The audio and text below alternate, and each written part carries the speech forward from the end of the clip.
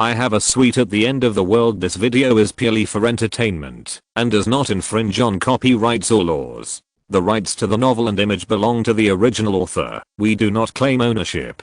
Don't like waiting and want to listen to this fanfic in full now? Subscribe to our Patreon, where you'll find the best fanfics. Chapter 351, Because I Don't Want. Looking at his old father who was sawing wood in front of the cabin, Carmen walked forward and looked at the pile of wood by the lake in surprise. My dear father, what are you doing? A galleon, a smaller version. Wiping the sweat from his forehead, Yakono looked at the unfinished keel by the lake happily and said to his favorite youngest son, Galleon? What's the use of this thing? Carmen looked at his father in confusion. If it is useless, even though it conquered the Pacific Ocean, Yakono said bluntly, then we, including all of this, are all useless. He said something that made no sense, but Carmen seemed to be used to his father's frequent words that no one could understand, so he didn't say anything, but just sighed in the attitude of letting the old man do what he wanted. Okay, but do you know how to build a ship? I don't know. Yakono smiled happily and pointed the saw at the keel that had already taken shape. Don't look at it as just a piece of wood. There are many tricks inside, including how to handle wood, including how to splice wood. It took me a whole year to build this keel. Although I failed many times, the process was unexpectedly interesting.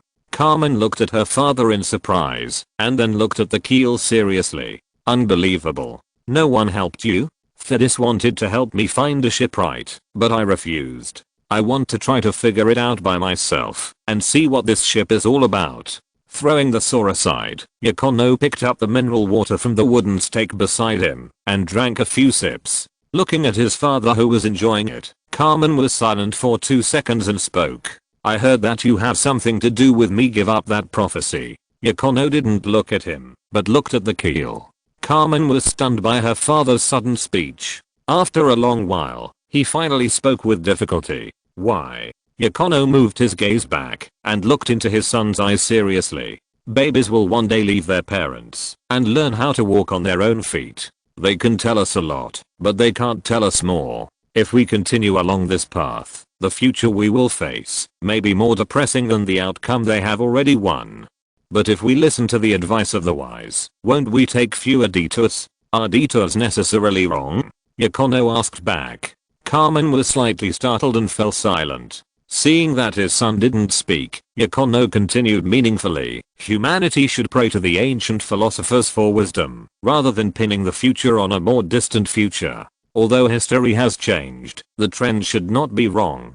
The next few decades will be artificial intelligence, followed by a technological explosion triggered by material science as a breakthrough, and then Carmen said softly, unable to agree with his father's point of view. That may not be the case. Yakono snorted, walked over and picked up the saw. See this keel? If I tell you directly how to build a galleon and a steamship, and then one day I die, can you build an aircraft carrier? That's the scientist's business. Carmen said helplessly. Science and capital have always been grasshoppers on the same rope.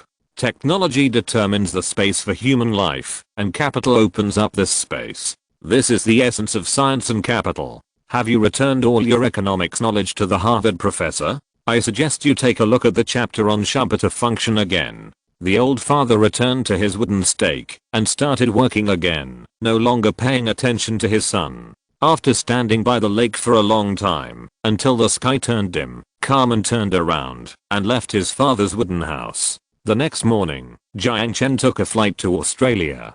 Due to the size of the airport and the passenger flow, the airport in Koro Island in Singapore currently only opens direct flights to 2 major neighboring countries, Australia and New Zealand. Therefore, if you want to arrive in Singapore from China, you can only fly to Australia for a transfer. After a lot of twists and turns, Jiang Chen finally got off the plane in Koro Island, but it was already late at night. When he walked out of the airport, Aisha was already waiting at the airport gate. Go to the presidential palace, Jiang Chen said directly, after getting in the car. Nodding, Aisha started the car and got on the road.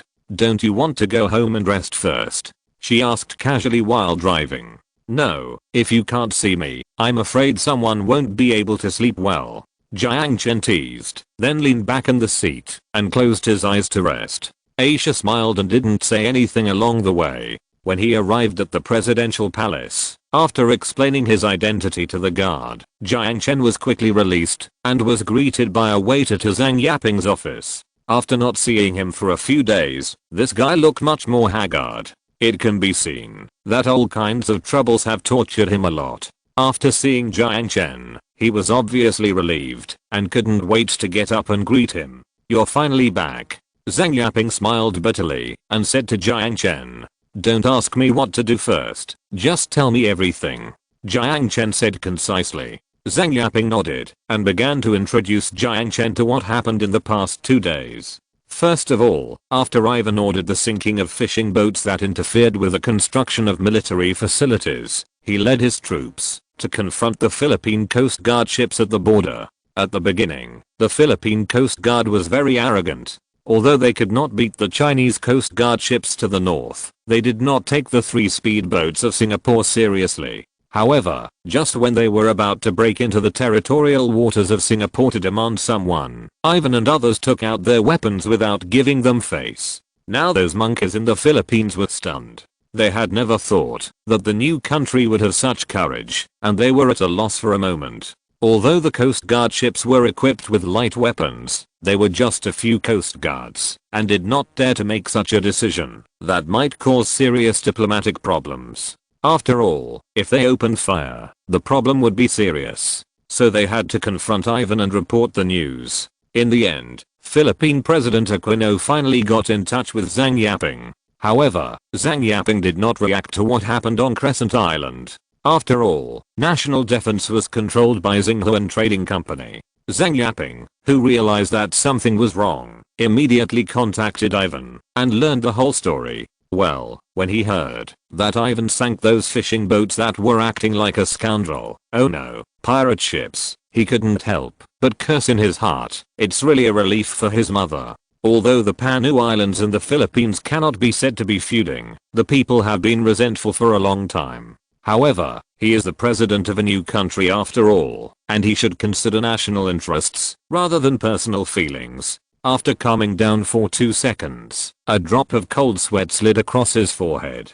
Just yesterday, Aquino called him again and said that if the salvage of the sunken ship could not start within 3 days, the Philippines would reserve the option of resolving the problem through military means to ensure the legitimate rights and interests of its citizens overseas. However, Jiang Chen was unhappy when he heard Zhang Yaping's last sentence. "You said that this person's shamelessness should have a limit, right? Since when did your citizens of the Philippines go to other countries' territorial waters to extort construction workers, bully local fishermen, and hinder the construction of military facilities, which can be called legitimate rights and interests? Why don't you go to Guam to ask your American military father for money?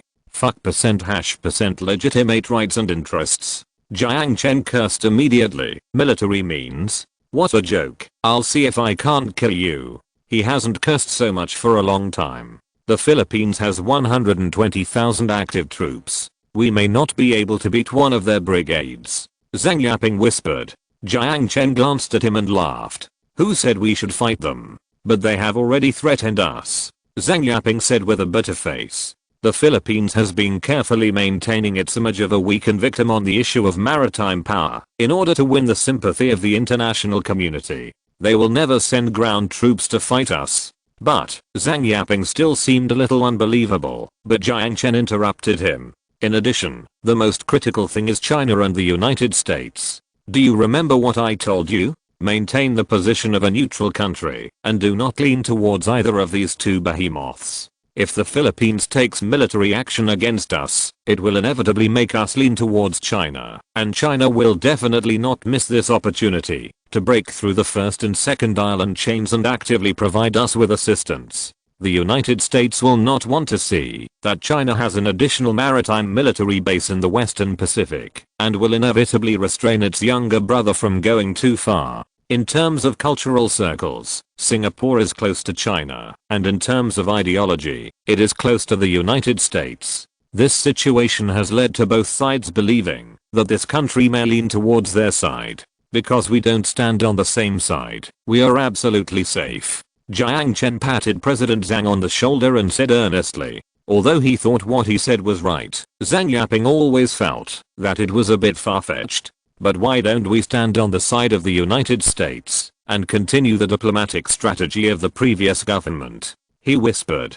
Jiang Chen raised his eyebrows. Because I don't want to. Chapter 352 Refusal to Apology. Private military contractors, the legal name for mercenaries, are also a term that gives heads of state a headache and cannot let go. They use any means to do anything and treat war as a business. For the sake of the mission, they can ignore international law, civilian casualties, and all moral issues, and use the lowest cost means to complete the most difficult tasks. They are notorious, but their employers do not have to worry about their bad reputation. It has to be said that they are much more useful than regular troops. Speaking of mercenaries, we have to mention the United States. There is probably no country in the world that understands the meaning of mercenaries better than them, just as only gangsters can understand villains. From the Persian Gulf to Afghanistan, the black blood flowing in the steel machinery can flow smoothly from the third world to the first world, and half of the credit belongs to these desperate criminals. Not only on the front battlefield, but also in some politically turbulent areas, the voices and shadows of American mercenaries can be seen. As long as there is a need, private military companies can appear in places where the Pentagon is unwilling and inconvenient to appear, and replace it to complete the task of exporting American military and diplomatic influence to the world, and even if they fail, they can deny it. This is undoubtedly much more useful than the Marine Corps, because sending ground troops to land in other countries is an act of war, while sending mercenaries is not. However, the social problems brought about by this military privatization are also huge. It is undoubtedly an unrealistic luxury to expect private mercenaries to abide by moral discipline in other countries. In 2006, the incident of the US military shooting civilians in Iraq set off a huge uproar on the internet. Later it was confirmed that the perpetrators were two contractors of the Clover Jungle. As for the reason for the crime, it was even more absurd and shocking. A colleague of one of the perpetrators confirmed that he had said that he must kill someone that day because he had never beaten anyone in Iraq. But no matter what, the US military avoided a lawsuit from a human rights organization because the killer was not a registered soldier. Although for the notorious US military, losing this little bit of infamy is better than nothing. And now, the international problems faced by Singapore and the Philippines are the same. Putting aside the sinking of the Philippine fishing boat that entered the military restricted zone, and putting aside whether Ivan's 1-minute warning meets the standard of effective warning, whether the military action of mercenaries can be regarded as an act of war is a matter that has not yet been determined internationally. So the question is, Singapore hired private mercenaries to undertake border protection, and the private mercenaries sank the Philippine fishermen who did not listen to the warning in accordance with the law. Is Singapore wrong in this matter? Any country has the right to kill intruders who enter military bases, but generally few countries will exercise this right. Instead, they will drive intruders away for humanitarian reasons, or detain and then drive them away, to avoid causing international problems. Is there any country that really exercises this right? Of course there is. For example, on July 11th, 2008, a South Korean female tourist who went to Mount Kumgang mistakenly entered the North Korean military restricted zone and was shot and killed by North Korean soldiers. Although North Korea did nothing wrong, it was regrettable. The South Korean government announced on the 11th that it would temporarily ban its citizens from traveling to North Korea from the 12th. However, the problem facing Singapore is much lighter now, because it was a private military contractor who sank the fishing boat, not the regular army of Singapore. Speaking of this, I have to praise the new cabinet formed by President Zhang Yaping. They did a good job in crisis public relations. Jiang Chen only gave one order, that is, never compromise on territorial issues, never give in on sovereignty issues, and never apologize if there is no mistake. However, it was the politicians who were busy talking about it. Although the Minister of Defense of Singapore was a commander without troops, he still made very constructive remarks. For example, he used the method of passing the buck to perfunctorily deal with the Philippines. He insisted that it was the starring trading company that sank the fishing boat, not the instruction of the Ministry of Defense. On the other hand, the starring trading company insisted that it was just carrying out its mission and strictly fulfilling its obligations to defend the national border in accordance with the contract. If you want to blame someone, blame the contract and the law. We are just doing things for money. In this way, the diplomats of the Philippines kicked the ball back and forth between the two sides. After more than half a month of take-eye, the work of salvaging the sunken ship finally began at the instruction of Jiang Chen. Although the Philippine ships were not allowed to enter the country to assist in the salvage, Singapore still invited some representatives of international media to participate in the salvage process to ensure the fairness of the salvage results. However, what surprised everyone was that assault rifles and other light weapons and equipment were actually found on the Philippine fishing boats.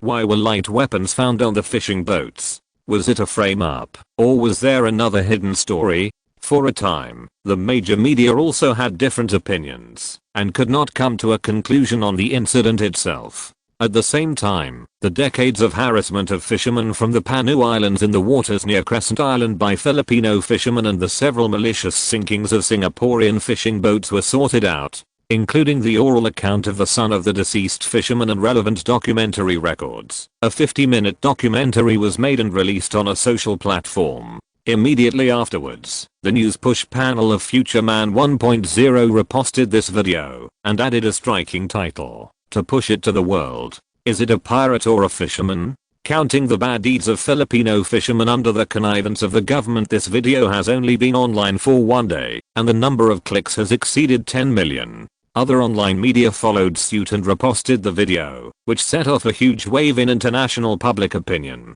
Almost all public opinions that sympathized with the Philippines turned to attacking the Philippines' crimes. The Philippine government immediately jumped out and accused Futureman International of reporting false information and exaggerating the incident, which violated the news media's neutral position and could not favor Singapore because of its engineering cooperation relationship with Singapore. At the same time, the Philippine spokesperson also asked Futureman International to immediately delete the relevant remarks and apologize to the Filipinos. Will Jiang Chen apologize to a group of monkeys? Obviously not. Futureman International issued a statement that the video does not represent the company's position.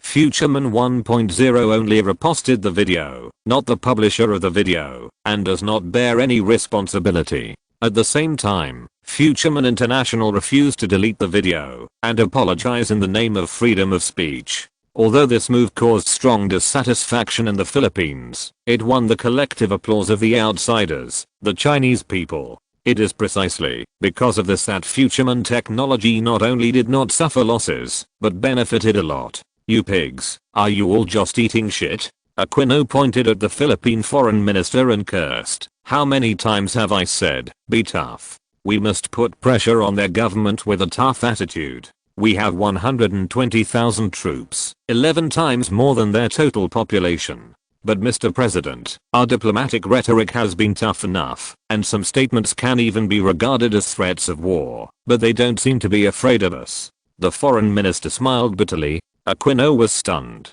It seems necessary to knock them down. These monkeys in the Pacific are simply ignorant of the sky and the earth. The defense minister proposed viciously, but the US side asked us to exercise restraint on this issue. Excessive pressure may cause neutral countries to fall to the Chinese camp.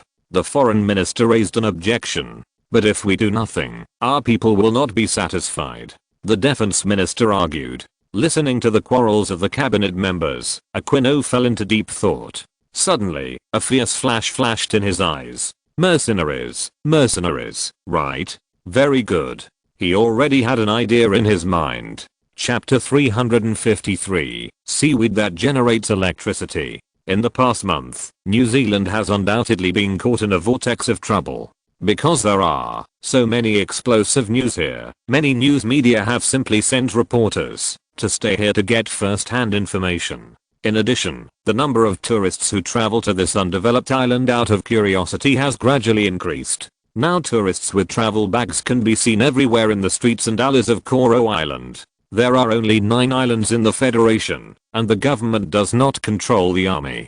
Some foreign radical organizations who have nothing to do even shouted that this is the model of world democracy. I don't know what expression a certain puppet president will have on his face after hearing this. News itself is advertising, and there are not many opportunities to make the headlines of international panels for free. Before this, many people had never heard of an archipelago called Panu in the Pacific, but with the occurrence of this series of events and the intentional hype of Future People International, many people have an impression of this small Pacific country. Whether this impression is good or bad, it has paved the way for further marketing in the future. When the infrastructure and tourism resources are developed, and the political situation returns to stability, I believe there will still be many people willing to come to this charming island, to enjoy the beautiful scenery of the Western Pacific, and appreciate the unique local customs.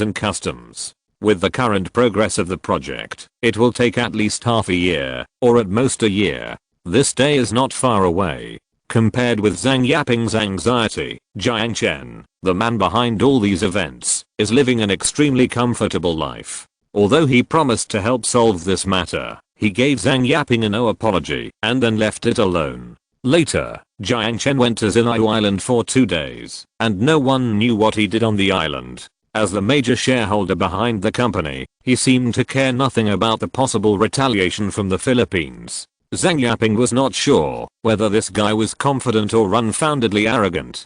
From the perspective of the president of Jingo, he certainly hoped it was the former. In the next few days, Jiang Chen basically drove his yacht around the islands. Of course, he was not there for fun, but for business. Because of this billion-dollar project, he has become the largest real estate developer in Panu. The 110 square kilometers of land adjacent to the project, the 70 square kilometers of land on the remaining islands, and the large sea area near the equator, are all under his name. Whether to keep it for his own development or sell it to others for development is entirely up to him. Of course, with so much land, he alone cannot develop it, and it will only grow weeds if left there. These days, he has inspected all the properties that belong to him on the island, and he has a rough idea of which ones to keep for his own development, and which ones to sell to others for development. When he finished dealing with all this, another good news came from the end of the world. After half a month of experiments and exploration, the formula of the improved version of the nutrient mixture has been successfully developed.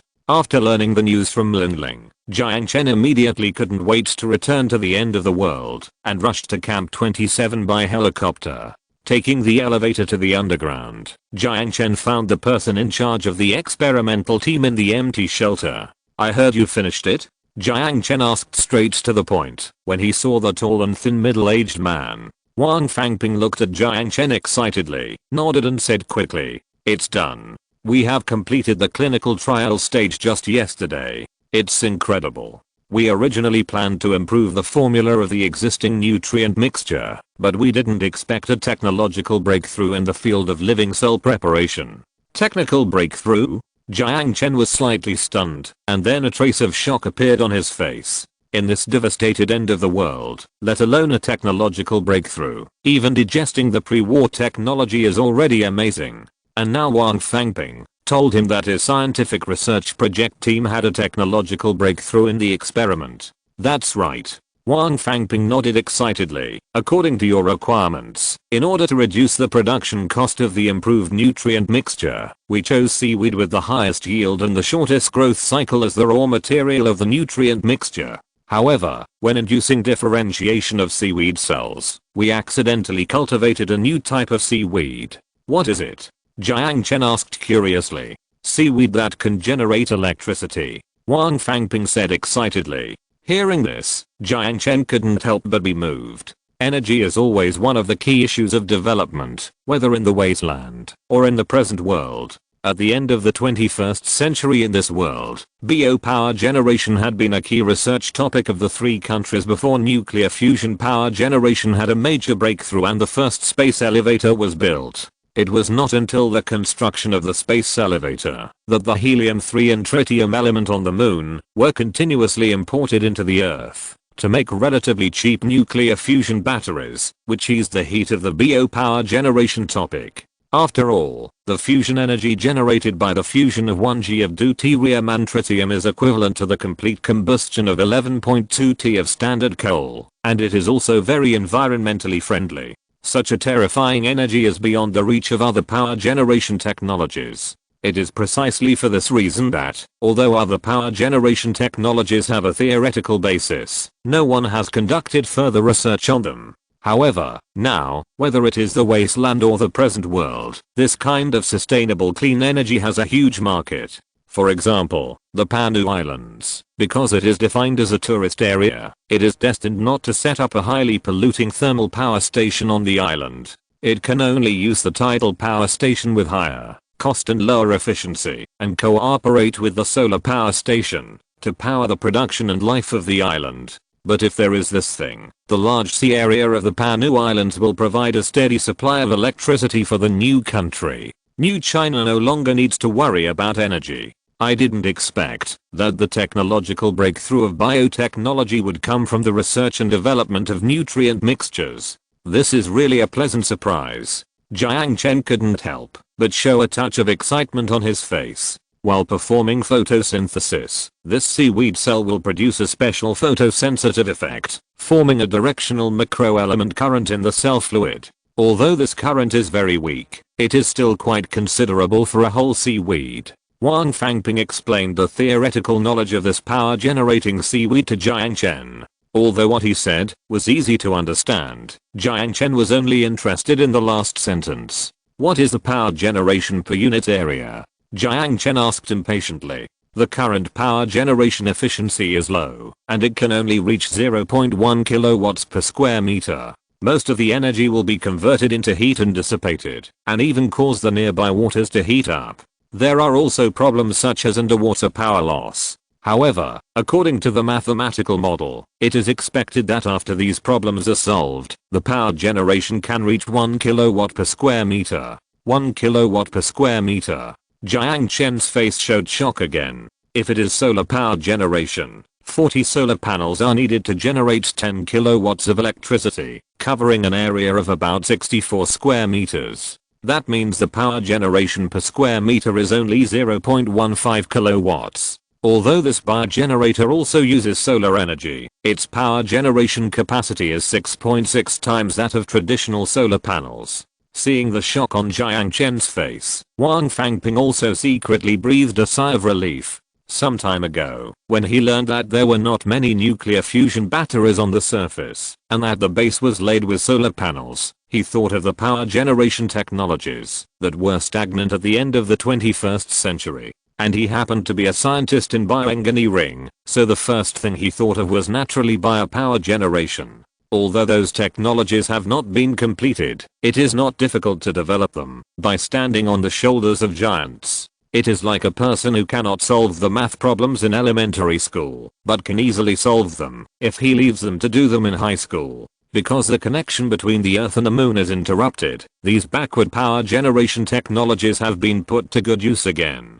To be honest, their research team completed the nutrient mixture 5 days ago. The reason why they chose to delay the report for 5 days was to study the seaweed power cells. The discovery of this cell was not accidental, but was caused by their directional induction through gene mapping. They did not dare to tell Jiang Chen, because they were afraid that the dictator would unreasonably think that they were occupying scientific research resources and arbitrarily delayed reporting the research results. Now seeing that Jiang Chen seemed very satisfied with their research results, he was naturally relieved. In this way, there is hope that this topic will be taken seriously and continue to exist, and they don't have to return to the surface to live a hard life. But their worries are purely unnecessary. Jiang Chen doesn't care about their private work on his own initiative. Anyway, no matter what they research, it is his thing. You did a great job. Very good. What kind of reward do you want? Jiang Chen laughed and patted Wang Fangping on the shoulder. No need for awards. Wang Fangping waved his hand and smiled embarrassedly. Let us stay in the shelter and continue our research. Our research team has some achievements in the field of biology. That won't do. We must reward you for your contribution to the development of the base. Jiang Chen pinched his chin and thought for a moment, and suddenly had an idea. I got it. In order to commend your outstanding contribution to the research on solving the energy problem of the base, I will award you 5 people the honor of outstanding scholars and issue you the Knight's Medal. From now on, you will be the Knight class of the Fishbone base. Don't think that the title of outstanding scholar is just a title, but it means that you will be able to enter and exit the shelter freely without asking the camp director for permission. Even if there is no scientific research project, you can live here. Hearing this, Wang Fangping was overjoyed. Thank you, Marshal. He was not interested in becoming a knight. He had never been to the Fishbone base and didn't want to go there. He wanted nothing more than to stay in a safe and comfortable shelter. Don't be in a hurry to thank me. I will grant you this honor after you complete this project. Jiang Chen said with a smile. Marshal, rest assured, we will complete this task. Wang Fangping patted his chest and promised. Then I will wait for your good news. Let's not talk about this. Take me to see the improved nutritional mixture first. The nutritional mixture is the focus of Jiang Chen's trip. It will be better to start production as soon as possible and make money as soon as possible. He didn't forget that he still has a debt of $30 billion US. Sweat. I typed 2 extra letters, changed it.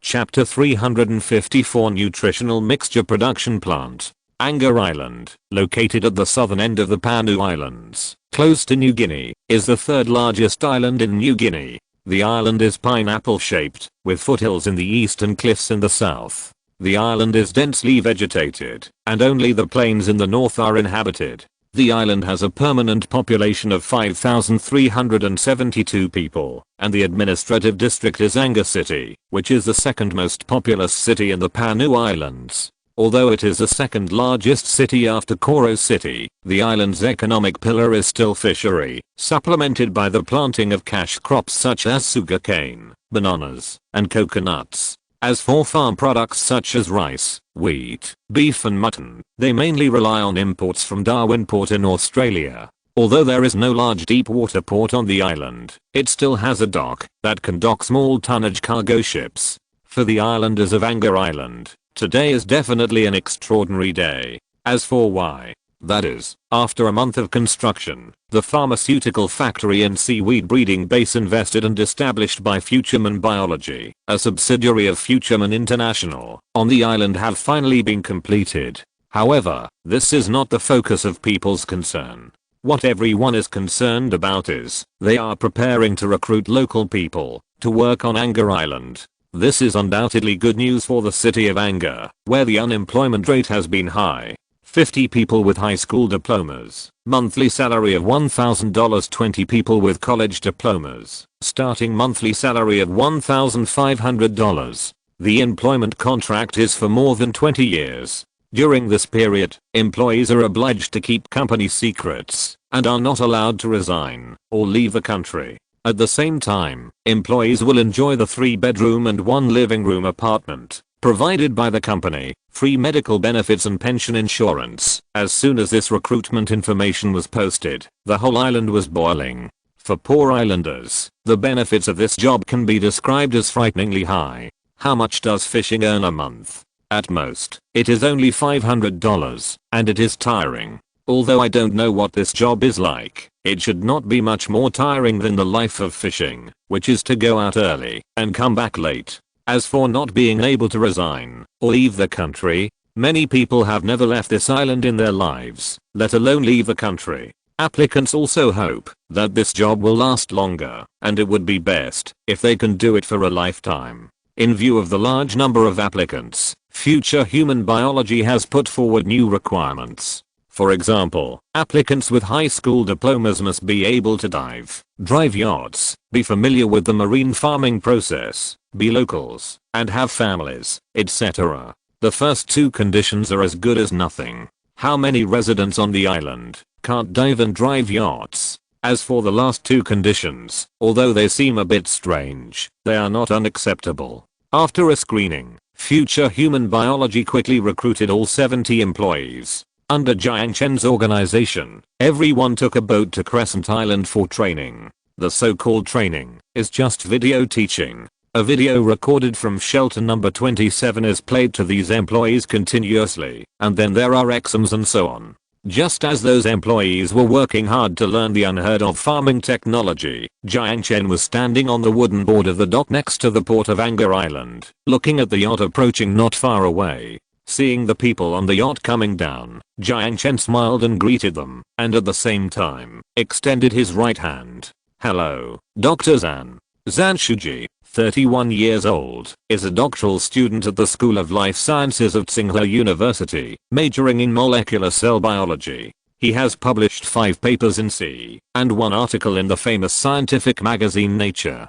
Some time ago, Jiang Chen contacted a headhunting company and asked them to find him a talent in biotechnology, at least with a foundation in this field, but he didn't expect them to send him such a NB person. Of course, Jiang Chen would never have too much talent. For this top student who graduated from China's top university, Jiang Chen generously offered a high salary of $500,000 per year. This young man, who is not tall, has a pair of rimless glasses on his nose. Although he has a high degree of education with a doctorate, his face does not have the slightest scholar arrogance of a top student. In short, he looks very comfortable. "Hello, Boss Jiang." Zan Shuji smiled and shook Jiang Chen's hand enthusiastically. Zan Shuji had heard a little about this legendary figure, who was only 23 years old and worth 10 billion. Originally, he thought that this boss was somewhat arrogant, but he didn't expect him to be so approachable, which made him, a worker, somewhat relieved. "Haha, I won't say any more polite words. Do you need me to take you to your residence?" Jiang Chen said with a smile. "No, I want to visit that pharmaceutical factory first. Is that okay?" Speaking of the pharmaceutical factory, Zan Shuji's eyes flashed with eagerness. "Of course, if you don't mind the trouble. This car will be yours in the future, and so will the driver."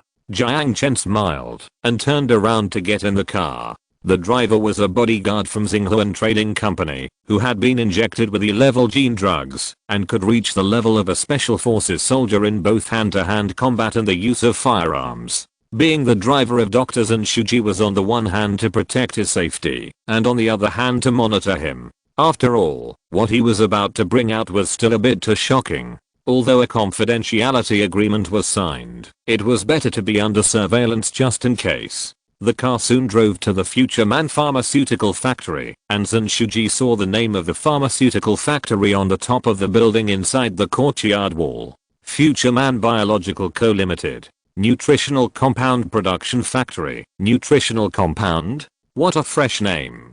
Zan Shuji muttered in his heart, although he had read the company's information before coming. The 2 soldiers standing guard at the door of the pharmaceutical factory were also security guards of Tsinghua Trading Company. They were wearing carbon nanolayer bulletproof vests, holding Ripper rifles in their hands, and wearing digital tactical helmets. "Is it messy here?" Zan Shuji asked worriedly, after looking at the 2 soldiers nervously. "Don't worry, it's safe here. But just in case, I still hired 2 security guards to protect the lives of the pharmaceutical factory employees. At the same time, it is also to ensure the safety of the high-tech equipment in the pharmaceutical factory." After getting off the car, the 2 walked into the pharmaceutical factory. The soldier at the door subconsciously wanted to salute Jiang Chen, but was stopped by Jiang Chen's eyes. Walking to the open space in the middle of the factory, Jiang Chen first pointed in the direction of the shore. That factory is a seaweed farm, used to cultivate the DH-type seaweed developed by our company. This seaweed is differentiated by directional induction of sargassum, and can produce and accumulate multiple animal proteins in seaweed cells. This is impossible, Zan Shuji said in shock, looking at Jiang Chen with a questioning look. "As far as I know, in the field of plant preparation of animal protein, Japan's Ikeda University is currently at the forefront of the world. But they can only use plants to produce an animal protein that can be used to prepare hepatitis virus protein, and it is still only in the experimental stage. In addition, I have never heard of anyone being able to use a plant to produce multiple animal proteins. Also, seaweed cells are not embryonic liver cells. How can they be directional induced? This is not feasible in theory."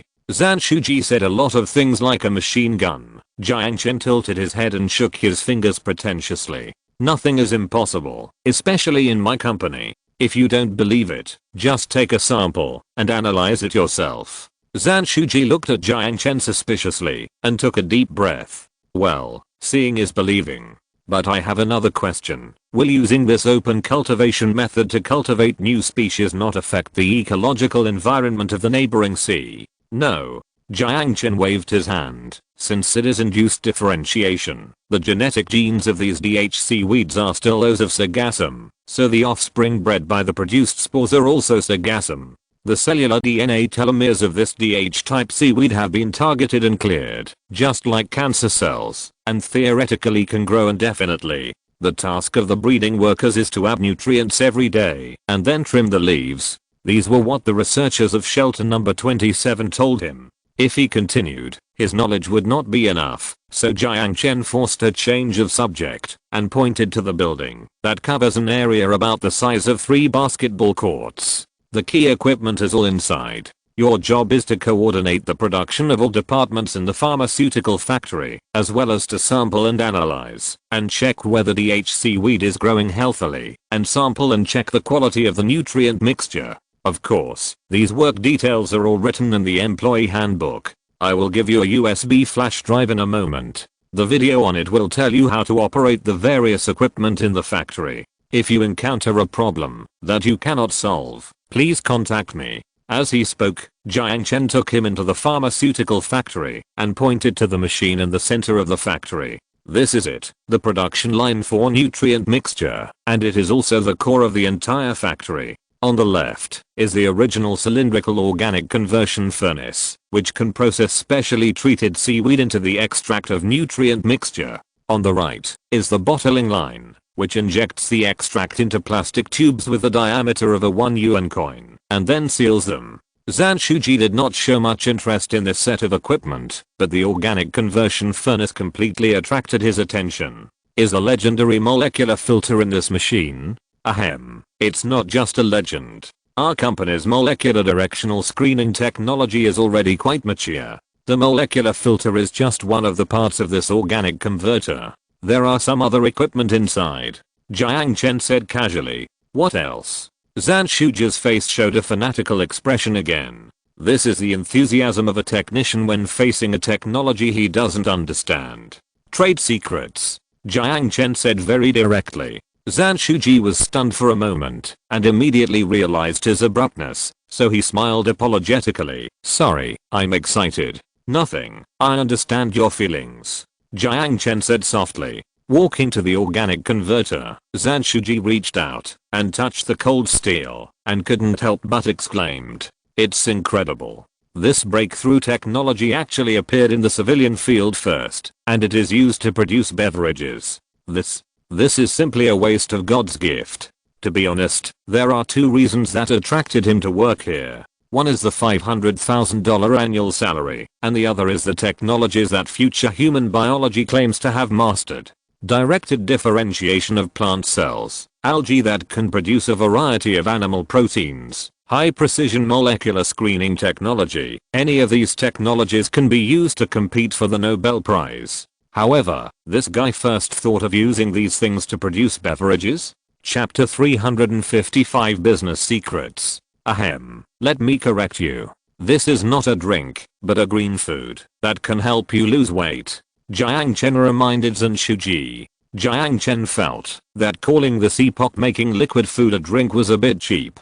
This thing was a standard military food in the 22nd century. In addition to the military field, liquid food was also widely used in the aviation field. In order to carry as much food as possible within a unit volume, this nutritional mixture was naturally the first choice for astronauts. Of course, Jiang Chen did not deny Zhan Shuji's complaint of wasting natural resources. In any case, for now, he was really just selling this thing as a weight loss drug. Is there a difference? Zhan Shuji looked at Jiang Chen excitedly, changing his previous image of a taciturn technician, and almost scolded Jiang Chen in a tone of scolding a prodigal son. Let's not talk about anything else, just the seaweed cell directional induced differentiation technology. Do you know how much shock it will cause if it is put into the scientific community? It is no exaggeration to say that this will set off an earthquake in the biological community. After taking a breath, Zhan Shuji continued, and a molecular filter. Although I'm not an organic chemist, I dare not say much about other things, but I dare to assert that if Tsinghua University laboratory has this thing, the scientific research ability in chemistry will be raised to a higher level. So what? Jiang Chen asked lightly. Zhan Shuji was stunned and reacted. Yes, after saying so much, so what? This is his thing. If the new government acquiesces to the existence of this technology in private hands, then no one can take it away from him. I'm just a businessman, and you are my employee. You just remember this. Since this technology is mine, I naturally have the right to control where it should be used. Jiang Chen said in a relaxed tone. Once this kind of thing is made public, it will inevitably cause unnecessary trouble, so Jiang Chen plans to keep a low profile in the production process. From the outside, the farm is just cultivating a kind of sargassum that is growing well, and the pharmaceutical factory is processing these sargassum. Yes, Zhan Shuji said helplessly. Seeing the disappointed expression on Zhan Shuji's face, Jiang Chen smiled, walked up and patted him on the shoulder. Don't be disappointed. If you perform well, maybe I will allow you to access these cutting-edge technologies. I hope there will be such a day. If I want to study the structure of this THC weed cell, would you mind? Zhan Shuji looked at Jiang Chen seriously and asked. Of course not. I will even fund a laboratory for you here. Of course, the premise is that you abide by the company's regulations, and not even a cell is allowed to be taken out of this door. Although he said this in a joking tone, there was no joking expression on Jiang Chen's face. The two soldiers at the door of the pharmaceutical factory are there to prevent thieves, both internal and external thieves. Don't worry, I'm just curious about how plant cells synthesize animal proteins. I guarantee with my personality that I won't disclose what I see to a third person. Zhan Shuji said. I believe you.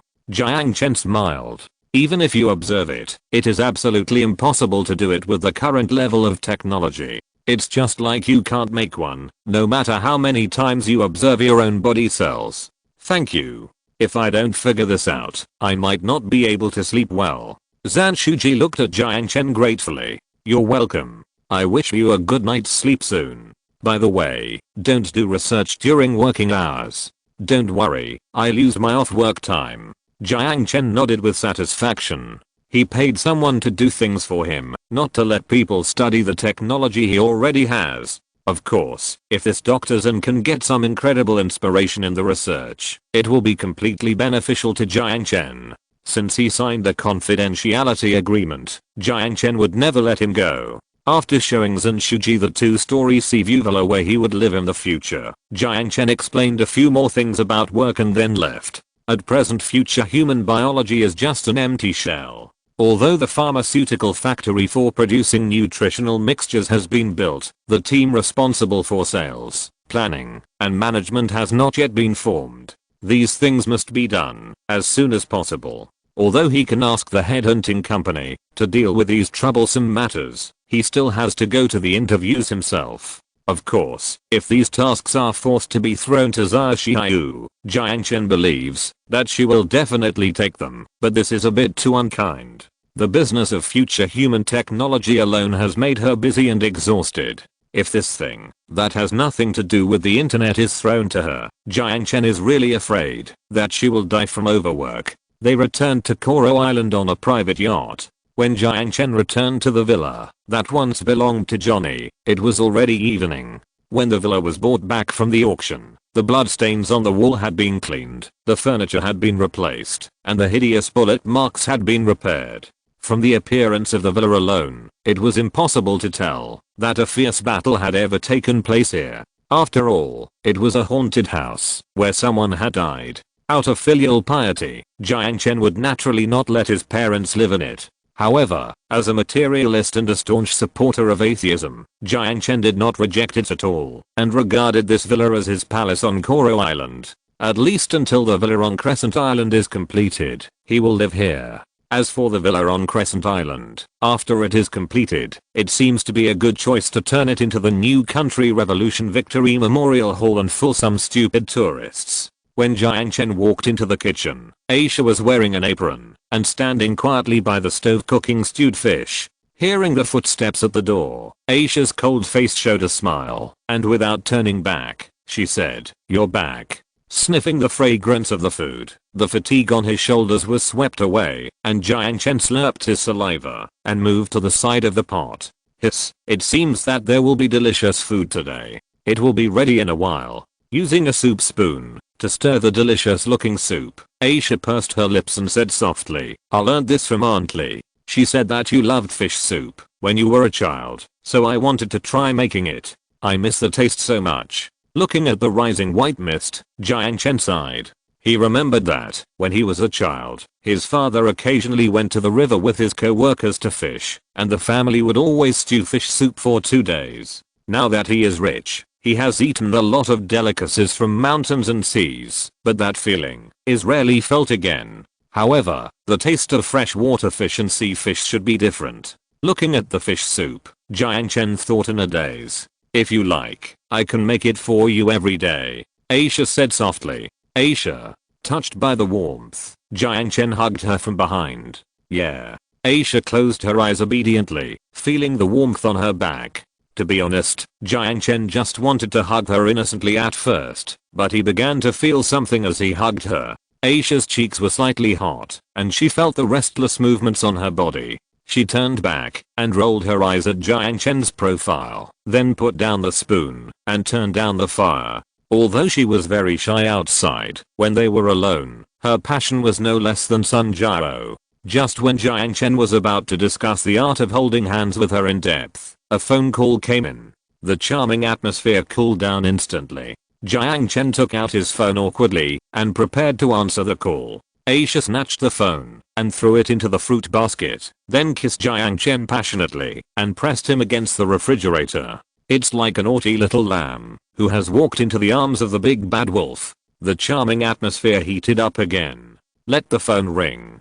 This semester is finally over, and I'm almost exhausted. The course design and professional courses in the 3rd year are really too much.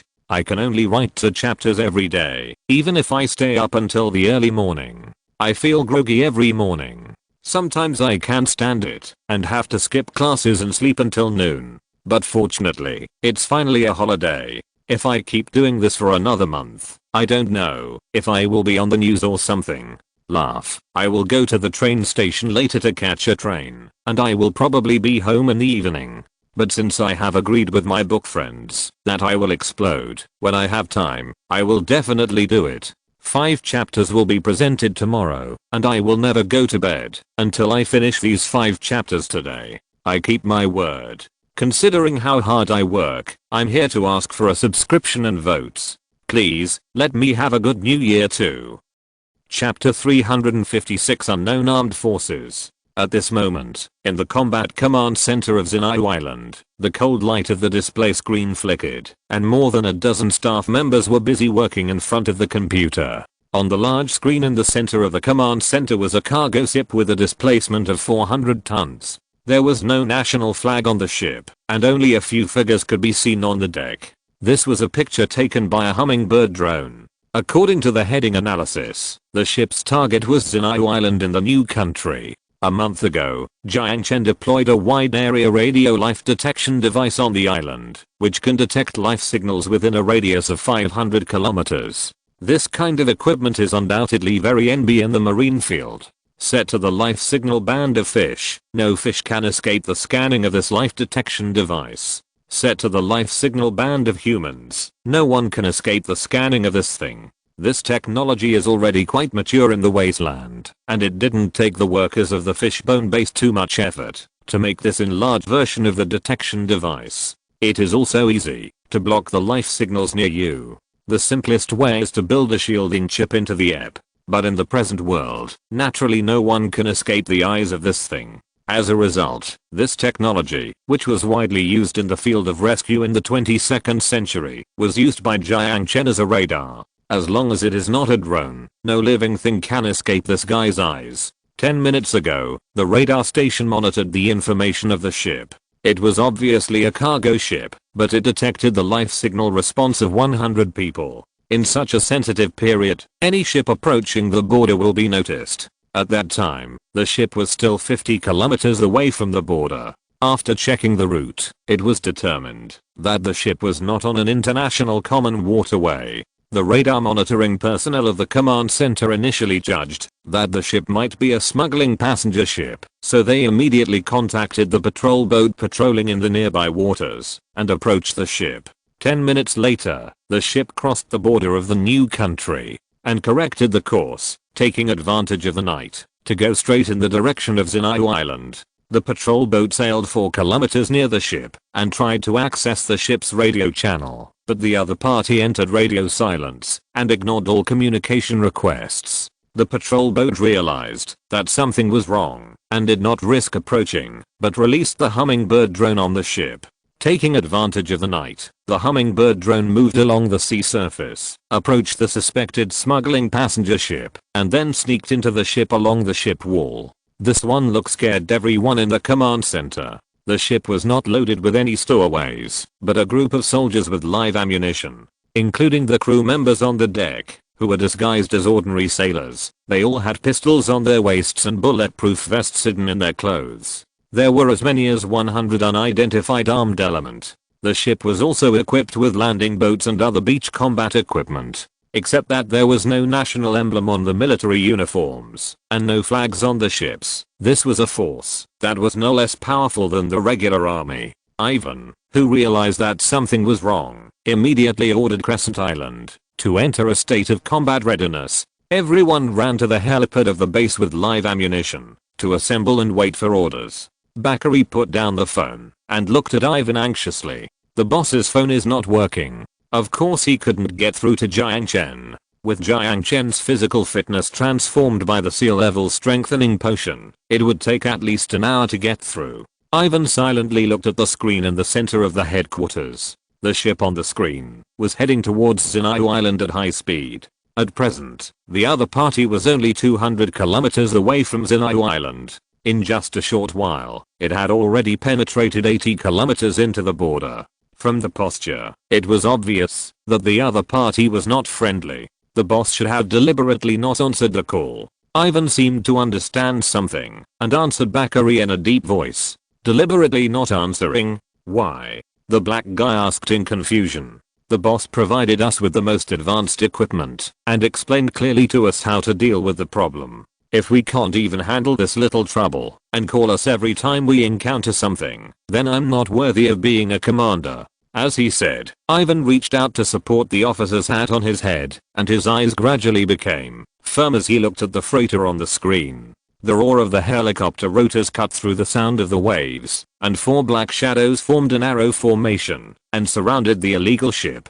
4 lights shot from afar, illuminating the deck of the freighter. Seeing that they were discovered, the crew on the deck hid behind the cargo boxes. Judging from this reaction speed, the other side was not like an ordinary person. Attention, Freighter 0371. Attention, Freighter 0371. We are the law enforcement ship of the Starring Trading Company. We suspect that there are prohibited items on your ship.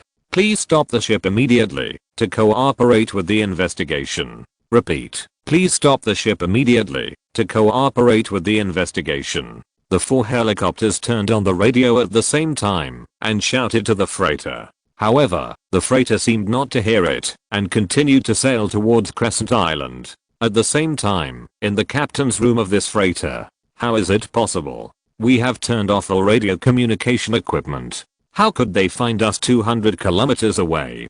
Captain Santos punched the table hard. Sitting opposite him was Cruz, a lieutenant in the Philippine Army, who was also silent at this time.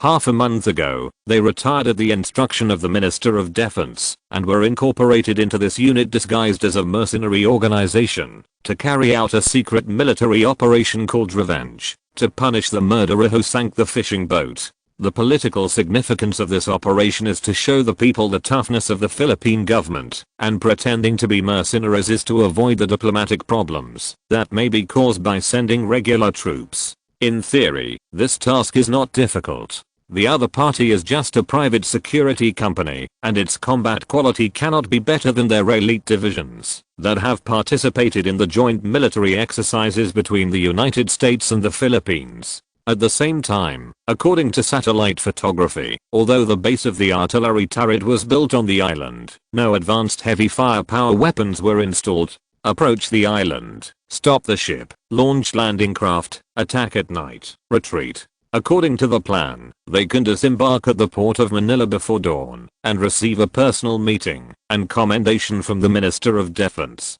Someone leaked the secret. Krause was very calm, squinting his eyes and looking at the 4 bright spots outside the window 200 kilometers away. Even the phased array radar on the US Aegis aircraft carrier can only detect a blind spot within a radius of 40 kilometers. This is not a technical limitation, but is affected by the curvature of the Earth. It is as difficult to detect a small boat on the sea surface 200 kilometers away as to pick out a grain of gold sand from the desert. Early warning aircraft? That's even more impossible. No country will sell this thing casually, let alone sell it to a private security company. How to do it? The captain calmed down and said, "Leave it to me." Picking up the assault rifle leaning against the table, Krause grinned fiercely, twisted his neck as if warming up, and walked out the door. Chapter 357, Fierce Battle on Freighter. As the captain of this interception operation, Wilson was looking at the disobedient freighter with a gloomy look. No response. The co-pilot said briefly, and then turned off the radio hanging outside the helicopter. Prepare to put down the frogman. Received. Wait, what is that?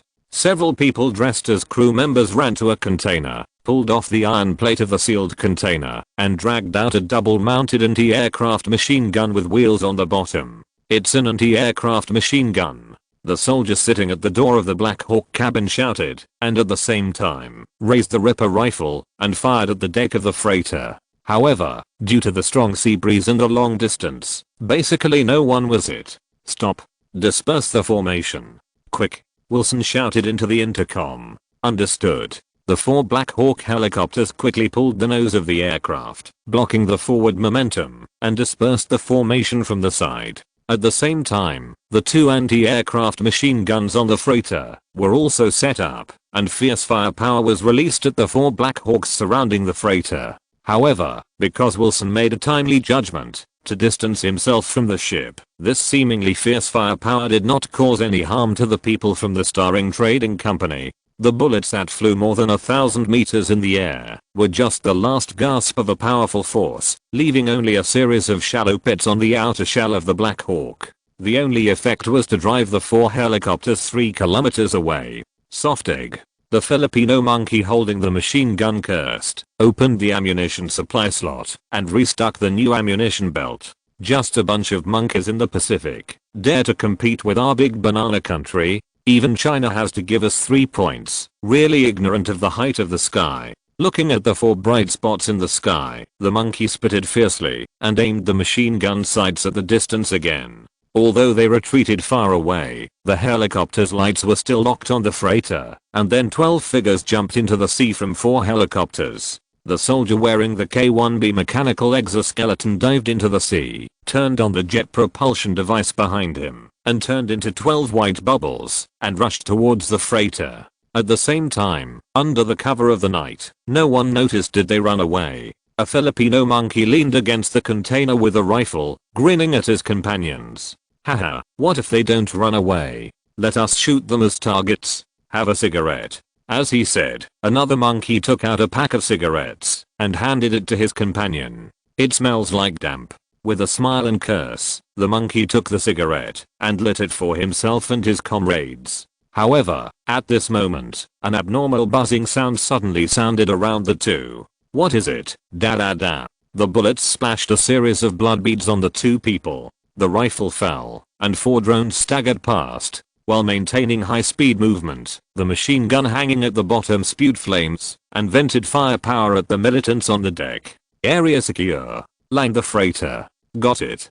Several claws hooked onto the edge of the freighter. Under the fire cover of the Hummingbird drone, 12 soldiers wearing amphibious mechanical exoskeletons quickly landed on the freighter deck, then quickly ran to the back of the container, occupied a corner of the freighter, and engaged in a fierce exchange of fire with the militants, entrenched at the other end of the freighter. It's the frogmen of the new country. Beat them back. Huddled behind the bunker, A Filipino soldier disguised as a mercenary shouted while sticking his rifle out of the bunker and shooting. "Fuck. What is that?" "RR." The drone shuttled freely on the deck, perfectly blending into the night. It drilled out from various tricky angles and harvested lives. "Damn, what the hell are these?" Krause fired with a rifle, gritting his teeth. The fire from the muzzle reflected his hideous face. At this moment, his face no longer had the ease of facing the tiny land, and all that was left was deep fear. A drone as big as a plate not only flies as fast as a fly, but can also hang guns and fire! Exclamation mark. He had participated in the joint military exercise between the United States and the Philippines, and had seen many high-tech weapons, but he had never seen such a terrible drone. He swore that even the US military did not have such a thing. In just a short while, more than a dozen Filipino soldiers had fallen in a pool of blood, and only 2 or 3 drones were shot down. They had never encountered such heavy losses before. Push the machine guns onto the deck. Directly use heavy firepower. Seeing that the battle situation was deadlocked for a long time, Krause shouted into the headset, worried that more frogmen would board the ship. "Yes." A soldier shouted, quickly lowered his body, and ran to the back. "Quick, quick, quick. Push it over." Soon, the twin-barreled anti-aircraft machine gun was pushed onto the deck. The steel plate in front blocked the bullets for the machine gunner, who grinned and pulled the trigger at the position held by the new country soldiers. The fire snakes smashed the steel plate of the container into pieces, and the bullets that penetrated the steel plate did suppress the momentum of the new country soldiers. However, the good times did not last long. Soon, a rocket flew out, like an iron fist dragging a tail flame, and lifted the anti-aircraft machine gun pushed onto the deck into the sky. The unfortunate machine gunner was also killed. Krause stared at the flames rising into the sky, and widened his eyes in disbelief. These frogmen, they actually brought rocket launchers. Suddenly awakened from his daze, Krause yelled into the headset, "Move the anti-aircraft machine gun back. Quick." However, it was too late. Another rocket was fired, blasting another anti-aircraft machine gun into pieces. The anti-aircraft firepower was completely destroyed, and the 4 Black Hawks hanging far away quickly surrounded them. The black machine gun muzzle extended from the side, spewing fire snakes as thick as forearms. The firepower from the sky covered the positions of the militants behind the bunker, and the Filipino monkeys instantly mowed down a large area like cutting wheat. Under the cover of firepower, the 12 soldiers who landed first stood up from behind the bunker, kept shooting and moved forward, and from time to time they grabbed the dead militants. As for the ammunition shot at the mechanical exoskeleton, most of it was blocked by the polyethylene bulletproof plate. Under the coordinated sweep of the drone, the group of militants were killed without any ability to fight back. Damn. My hand. Krause rolled and crawled into the cabin, rolled his eyes, covered his broken right hand with his left hand, and staggered to the bottom of the cabin. After confirming that the enemy units in the area above the deck had been cleared, the 12 soldiers rushed into the captain's room and stopped the freighter. At the same time, the Black Hawk began to hover above the deck and rappelled the ground troops. 32 soldiers from the Starring Trading Company quickly broke into the cargo hold below the deck, and Wilson came to the captain's room and used the freighter's radio to speak to the militants who were resisting below the deck. "Those who surrender will not be killed, but those who resist will die." The one-sided war made all the Filipino soldiers lose the courage to resist. When the casualties reached 50%, these monkeys finally collapsed and threw away their rifles, kneeling down and chose to surrender. Under the escort of the starring soldiers, everyone was gathered on the deck, their hands and feet were handcuffed, and they were waiting for their fate under the gun. The freighter continued to set off, and continued its previous course to Crescent Island. However, at this moment, the faces of these Filipino soldiers disguised as mercenaries no longer showed the previous arrogance, and all that was left was fear and frustration. If you're listening to this novel on a channel other than Fanfic World, it means they downloaded and uploaded it without effort. We cordially invite you to visit our channel, Mundo Fanfic Novelos. There you'll find the original version of this story and you can explore many other novels of various genres. We're waiting for you to immerse yourself in a world of incredible novels. Chapter 358 Compensation Issue. There is no secret that cannot be obtained by a truth serum. If there is, then too To be honest, these Filipino monkeys are quite tough, especially Cruz, who lost an arm and refused to admit his identity. However, under the effect of the truth serum, willpower is useless. Praise technology. 41 Filipino soldiers were captured, and 59 soldiers died in the crossfire. Ivan did a very detailed job in this matter. Not only did he leave a record of the radio call, but he also filmed the process of the second broadcast warning. Later, the scene of the Filipino side pulling out anti-aircraft machine guns to resist arrest was also captured by the camera installed on the helicopter. Jiang Chen was very satisfied with Ivan's handling method. What he needed was a commander who could make correct judgments at critical moments, not a follower who would call him repeatedly for instructions on trivial matters. He had already explained to Ivan that he would sink those who ignored the warning when he set up the life signal detection radar. In short, there is evidence. This time, the new country has completely gained a firm foothold in public opinion. There have been media reports of Filipino soldiers pretending to be fishermen before, but it is the first time that they pretend to be mercenaries and plan military operations against other countries. What's more terrible is that these monkeys were caught red-handed. For a time, international public opinion was in an uproar. Many governments, including China, have condemned the Philippines' rogue behavior, condemned this serious violation of international law, and expressed their close attention to the development of the incident. At first, President Aquino and the Philippine Foreign Minister continued to speak out, saying that this was a frame-up by Singapore. However, with the release of the 41 confession videos and the protests of the families of the 41 surviving soldiers, the Philippine government completely remained silent. The evidence is in front of their faces, and no matter how they quibble, it is useless. According to the country's subsequent practice, they should be playing tricks and refusing to admit their mistakes.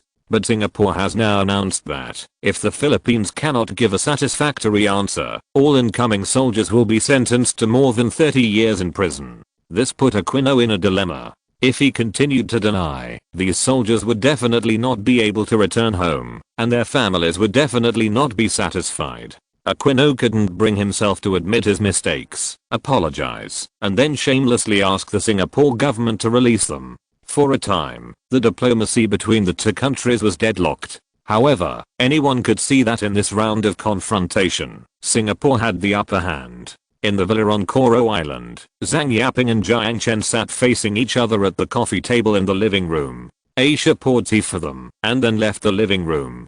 Perhaps because he was thirsty, Zhang Yaping first took a sip of the teacup, then put it down with a breath. "Thank you so much, I have made a name for myself internationally this time." "You're welcome," Jiang Chen said unconsciously, ignoring his sarcasm. No, please be polite." 59 people were shot at once. If they were not in the wrong, I might have received a summons from the International Court of Justice. Zhang Yaping waved his hand to refuse. "Haha, I find you are much more humorous than before." Jiang Chen laughed. "Just trying to have fun in misery." Zhang Yaping made a helpless expression. "Okay, don't act pitiful with me. Just talking about this matter, you definitely have a lot of benefits," Jiang Chen said. "For example." Zhang Yaping laughed. "At least you don't have to worry about the election." Jiang Chen leaned on the sofa and crossed his legs, yawning and said, "Although I don't know much about political matters, after watching the news for so many years, I have more or less summed up a rule." "What rule?" Zhang Yaping teased. "Being tough on the outside can boost domestic support more than revitalizing the economy."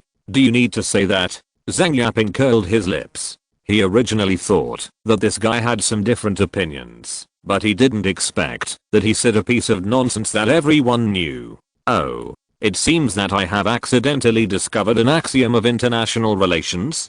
Jiang Chen laughed proudly. It was a bit difficult for him, who was born to study mechanics, to deal with the affairs of governing a country. To be honest, Jiang Chen had thought about becoming the president before, but after some consideration, he gave up this plan. If he really became the president, he always felt that he would turn the present world into a second apocalypse. He still preferred a position behind the scenes. It's too early for the election. Who can say what will happen in 5 years? Don't worry, even if you don't have enough votes, I will find a way to help you get the election. Jiang Chen took a sip from the teacup and said nonchalantly. Zhang Yaping's eyebrows jumped, but he didn't say anything. Although he himself was very opposed to such secret operations, thinking that it was beneficial to him after all, he remained silent after a struggle. Jiang Chen glanced at the clock in the living room and saw that it was getting late, so he said, "Did you come to me today just to complain about this?" "Of course not." Zhang Yaping took out a folded piece of printed paper from his pocket. "This time, I came mainly to ask about the compensation. A total of 976 households were affected, totaling 2,115 people. Many of them have now lost their only homes and are currently staying with relatives and friends. Objectively speaking, President Zhang is indeed a good president. Even though he is the president of a puppet regime, he is still working for the welfare of the people. 10% of the people in the country have been affected. This is a big problem. Let me think about it." Jiang Chen touched his chin and thought. Zhang Yaping looked at Jiang Chen quietly, swallowed his saliva, and waited for his reply. "Well, first you should sort out the detailed information of all the people who registered to receive compensation. Families who lost their homes due to house demolition will be compensated with a 120 square meter property. If the compensation is insufficient, it will be $50 per square meter. As for those who lost their cultivated land, they will be compensated at a land price of $10 per square meter, and they will be given priority in arranging jobs. How about such compensation conditions?" After listening to Jiang Chen's speech, Zhang Yaping couldn't help but widen his eyes and reminded him. Each household will be compensated with a 120 square meter property? What if some people originally lived in a 90 square meter bungalow? Then they will thank me. Jiang Chen smiled. Zhang Yaping was stunned. He was very surprised by Jiang Chen's words. He took a deep breath and thanked him sincerely. "Okay, I thank you for your generosity on behalf of the people of Xingguo. You're welcome." Jiang Chen waved his hand and said, "The reason for being so generous is not because Jiang Chen is a philanthropist, but because he has other plans. The population density of the 9 Panu Islands is extremely uneven now. The population is basically concentrated in the more developed cities of Koro and Anga. The remaining 7 inhabited islands are not small in area, but the population is extremely sparse. There are less than 100 people on more than 10 square kilometers of land. Even a supermarket cannot be opened, let alone revitalizing the economy. This demolition also has the factor of redistributing population density. These new houses will not be built on Koro and Anga. As for the cost, it is actually very high. According to the specifications of 8 floors per building and 8 households per floor, it is no problem to install 64 households in each building. Even if it has 1,000 households, it only needs 16 buildings to install them. The land price and tax can be ignored. The average cost of each building is only about $100,000, and the total cost is only $1.6 million, which is simply a drop in the bucket for Jiang Chen's assets. And it can also get a good reputation. Why not do this? By the way, speaking of prioritizing work, does your company still have positions to arrange people? Zhang Yaping asked. When the tourist facilities are completed, it is expected to create 8,000 jobs. Don't talk about whether there are jobs or not. I think Singapore's population is a little small. Well, speaking of this, you should study the immigration bill and open up the threshold for foreign immigrants in due time. Jiang Chen said. The situation in Singapore is turbulent now. I'm afraid no one will come here. Zhang Yaping smiled bitterly. Jiang Chen smiled non-committally. That may not be the case. Believe me, in less than 5 years, this place will become a place that everyone yearns for, a new world dominated by the Chinese. I have to remind you that this is just an archipelago. Zhang Yaping couldn't help but remind him. It's now just an archipelago. Jiang Chen emphasized the word now. Chapter 359 Purchasing Ore. The Singaporean government made a strong statement, condemning the Philippines' shameless behavior and saying it would take all means to safeguard national sovereignty and territorial integrity. Daily Mail. Where does the arrogance come from? How did the mysterious starring trade defeat the Philippine Special Forces? Private armed forces are stronger than government forces, and their safety is worrying. Washington Post reasonable negotiations are the right way, and the Philippines has mistakenly humiliated itself because of its impulsiveness. Renren Daily the devil who clamors for war. Singapore may become a destroyer of regional stability. Sankei Shimbun. There are more than 10 newspapers on Jiang Chen's desk, and the views in each one are very interesting. Especially the Japanese media Sankei Shimbun, which even gave a close-up of Zhang Yaping's distorted facial muscles. I don't know what he will think after seeing it. As for the views, some are neutral, some turn the topic to their own country, and some are subjectively biased or subjectively disgusted. Of course, all of them are within Jiang Chen's expectations. After such a thing happened, the Philippines should be more cautious. As for how to deal with this diplomatic issue, how to use the platform of the International Court of Justice and the 41 prisoners to make a big profit from the Philippines, that is what President Zhang should worry about. At this time, there was a gentle knock on the door. "Come in," Jiang Chen said casually, throwing the newspaper on the corner of the table. Aisha, wearing a maid outfit, walked in and put the coffee on the desk in front of Jiang Chen. The light white ruffled skirt and the absolute domain looming under the skirt made Jiang Chen feel dry in his mouth. The reason why she dressed like this was not because of Jiang Chen's bad taste or something, but purely because of Aisha's interest. That's right, it was interest. Since she came back from Ukraine last time, Aisha has developed a strong interest in all kinds of beautiful clothes. However, because of traditional concepts, she didn't want to expose too much skin in places where other people were, so most of the clothes in the 5 full wardrobes became her pajamas. Whenever there were no outsiders at home, Aisha's clothes would become strange. Maid outfits are still good. Sometimes she even wears a bikini to do housework and only wears an apron to cook. "Thank you." Jiang Chen took the cup of coffee and thanked him with a smile. Aisha also smiled, walked behind Jiang Chen, and gently pinched his shoulders. "Work every day, take a break occasionally. When everything is on track, I will be relieved." After taking a sip of hot coffee, Jiang Chen put down the cup, leaned back in the chair, enjoyed the kneading of his shoulders, and closed his eyes comfortably. "Well, it would be great if I could help you," Aisha said, a little disappointed. In fact, in her heart, she always thought that a woman like Zhao Xiao was more suitable for Jiang Chen. Not only could she help him in his career, but her appearance was closer to the aesthetics of Oriental people. As for herself, except for her ability to kill and her indifference to life and death, she had almost no strengths. This was exactly why she wanted to pull Zhao Xiao to Jiang Chen's pillow. "What are you thinking about? You have helped me a lot," Jiang Chen denied without hesitation.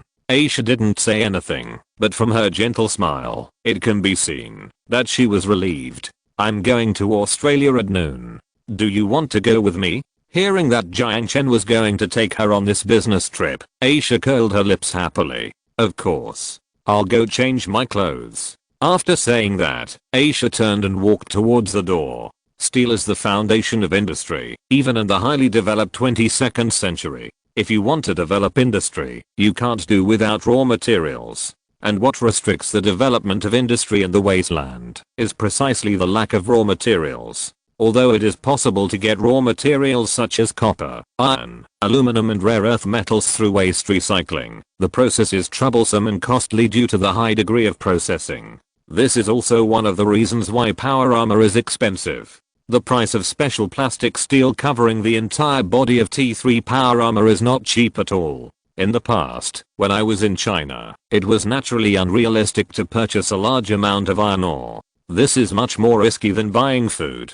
But now there are not so many concerns. He can buy as much as he wants, and no one has the power to investigate him. The world's iron ore production is mainly controlled by 3 giants. Among them, the largest company, Vale of Brazil, accounts for 39%, the second largest company, Rio Tinto, and the third largest company, BHP Mining Group, account for 38% together. The former is too far away in South America, and the latter two are in Australia, separated from New Guinea by New Zealand. In order to save costs, Jiang Chen chose BHP Mining Group as a partner. There is only one flight to Melbourne at noon. Although the number of tourists traveling to the Panu Islands has increased recently, there are still many surplus tickets. Aisha bought the ticket easily. After getting off the plane in Melbourne, she still booked a room in a nearby business hotel. "Nice to meet you, Mr. Jiang Chen." After seeing Jiang Chen, the hook-nosed Australian extended his hand enthusiastically. "Nice to meet you." Jiang Chen also shook his hand and shook it enthusiastically. Oliver, one of the directors of BHP Group, is the manager of the mining development branch of THEA. Compared with this big company with a market value of $210 billion, Futureman International is still just a small ant for the time being. Of course, no one will doubt the potential of this small ant, just like Microsoft did in the past. After a brief self-introduction, the two quickly got to the point. Monthly supply of 100,000 tons of iron ore, 200,000 tons of aluminum ore, 1,000 tons of molybdenum concentrate with a grade of 45%. Holding the contract handed over by Jiang Chen, Oliver looked at it repeatedly, and his brows gradually frowned. "Are there any problems?" Jiang Chen asked. "No, iron and aluminum ores are easy to say. But although this molybdenum ore is not a rare earth resource, the output has always been low, and the annual output has basically been booked." Oliver said helplessly. "Is that so?" Jiang Chen frowned slightly. "Molybdenum is found in small quantities on the earth, accounting for only 0.001% of the weight of the Earth's crust. The application field of this thing is very wide. For example, it is used in microcomputers, WeChat processors, offshore oil and gas pipelines, and even some agricultural fertilizers. However, this thing has another great use that no one has discovered yet, that is, the neural access device of virtual reality equipment must use this thing. Although you can get some by recycling waste in the end of the world, it is obviously impossible to mass produce thousands of them. So you can only find a way to get it in the present world. As for molybdenum ore, I suggest you try your luck in China. China is currently the world's largest molybdenum ore producer. As for iron and aluminum ore, our company can still provide it. Let's talk about it later. Let's put molybdenum ore aside and talk about the price of iron and aluminum ore." Jiang Chen smiled helplessly. "Going to China to buy molybdenum concentrate, I'm afraid the Wang family will not let him buy it easily. Mineral resources are too easy to block you.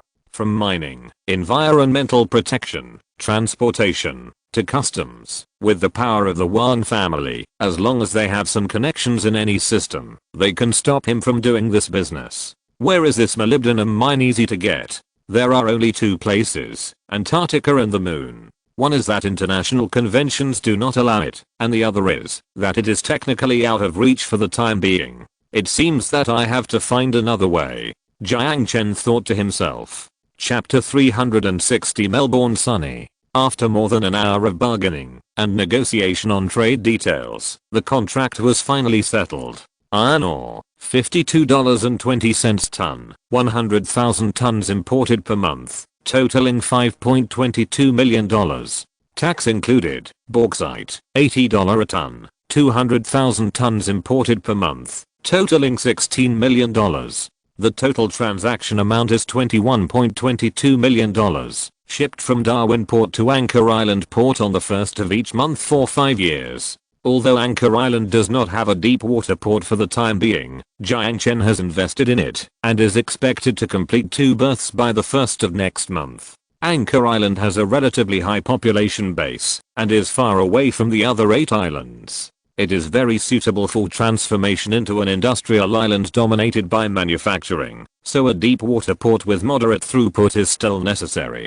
Oliver was naturally very happy and excited to sign a large order for the company with a monthly revenue of over $10 million in one afternoon. After discussing the contract, Jiang Chen did not leave immediately, but talked to him about the mining industry. Oliver answered all of Jiang Chen's questions. He also told Jiang Chen about the low iron ore trading volume and the low rare earth prices in 2016. In fact, these news can be obtained by just a quick search on the internet, so there is no secret. May I ask you a question? As far as I know, your company's main business is in the internet field. Why do you need to purchase a large amount of iron ore? Oliver asked. Does your company have any considerations on the use of the buyer's minerals? Jiang Chen joked. I'm just a little curious. Of course, if it's inconvenient, forget it. This question does not affect our cooperation. Seeing that Jiang Chen was not going to answer, Oliver smiled and apologized for his abruptness. I'm really sorry, this question is a commercial secret. I can't answer you. To express my apology, please allow me to invite you to dinner. Jiang Chen said. Haha, I'd love to. I know there is a very good restaurant in Melbourne. How about being my car? Oliver gladly accepted Jiang Chen's invitation. It was time to get off work, so the two of them left the company and went to a Brazilian barbecue restaurant near Melbourne. From the facade, this barbecue restaurant is no different from the street snacks in China. The semi-open storefront, the owner, who is obviously not Brazilian, is grilling browned meat slices on the charcoal stove, and the greasy aroma seduces the passers-by. Sitting at the bar-like table, it didn't take long for the plates to be brought to them.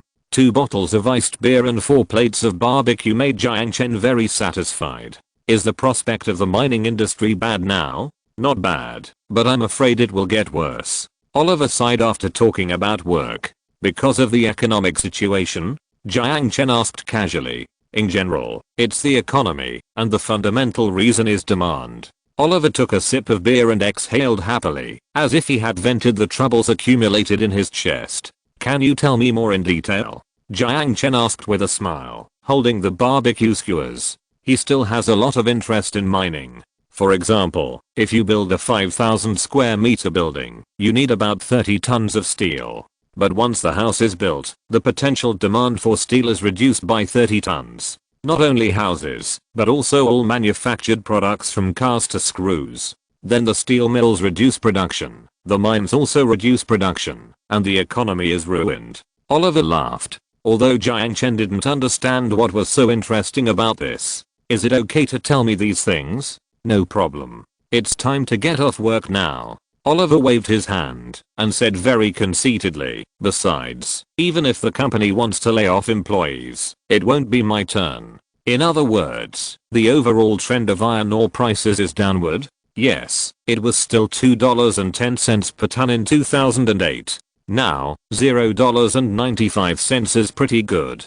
According to what you said, then the mining industry is hopeless. Jiang Chen laughed. Not necessarily, unless there is a technological breakthrough. Oliver shook the glass of beer. Technological breakthrough? Jiang Chen frowned slightly. That's right, unless there is a huge technological change, such as everyone throws away the cars they use now. Just like everyone threw away the hand spinning machine in 1765, and people threw away the steam engine in 1885. I'm getting off topic. Well, come to think of it, I really envy you. There are many people who envy me. I'm not talking about money, but your industry. Don't you think the IT industry is the field most likely to have technological breakthroughs? Oliver wiped a skewer of barbecue and said with a smile. It's also the industry most likely to go bankrupt.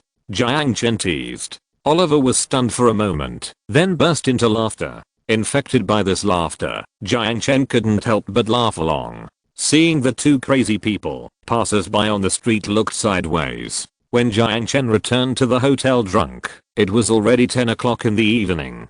The foreigner was unexpectedly talkative and humorous. Jiang Chen and him talked about the customs of Australia and the grilled fish in Lake City, his hometown. Anyway, the two of them got along very well, and they chatted until late at night, while eating barbecue and drinking beer. When they left, Jiang Chen and Oliver exchanged business cards and said goodbye. Seeing Jiang Chen, who was drunk, appear at the door, Aisha hurried forward to help him to the bathroom, took off his clothes, and then wiped the sweat off his body with a hot towel. Why did you drink so much? Aisha whispered in Jiang Chen's ear. I met an interesting person. Jiang Chen burped, smiled, and then leaned on Aisha's budding chest. Aisha's fair skin was dyed red, and just as she was about to help Jiang Chen up, a snoring sound came from the bathroom. The hangover was uncomfortable, but with Jiang Chen's metabolic rate, he recovered after a short while when he got up the next day. Because the contract signing went smoothly, the second day, which was originally scheduled to be very busy, was actually free. Now that everything was done, Jiang Chen took Aisha on a tour of Melbourne according to the agreement he made with her before coming. Taking pictures in front of landmark buildings, shopping in large shopping malls.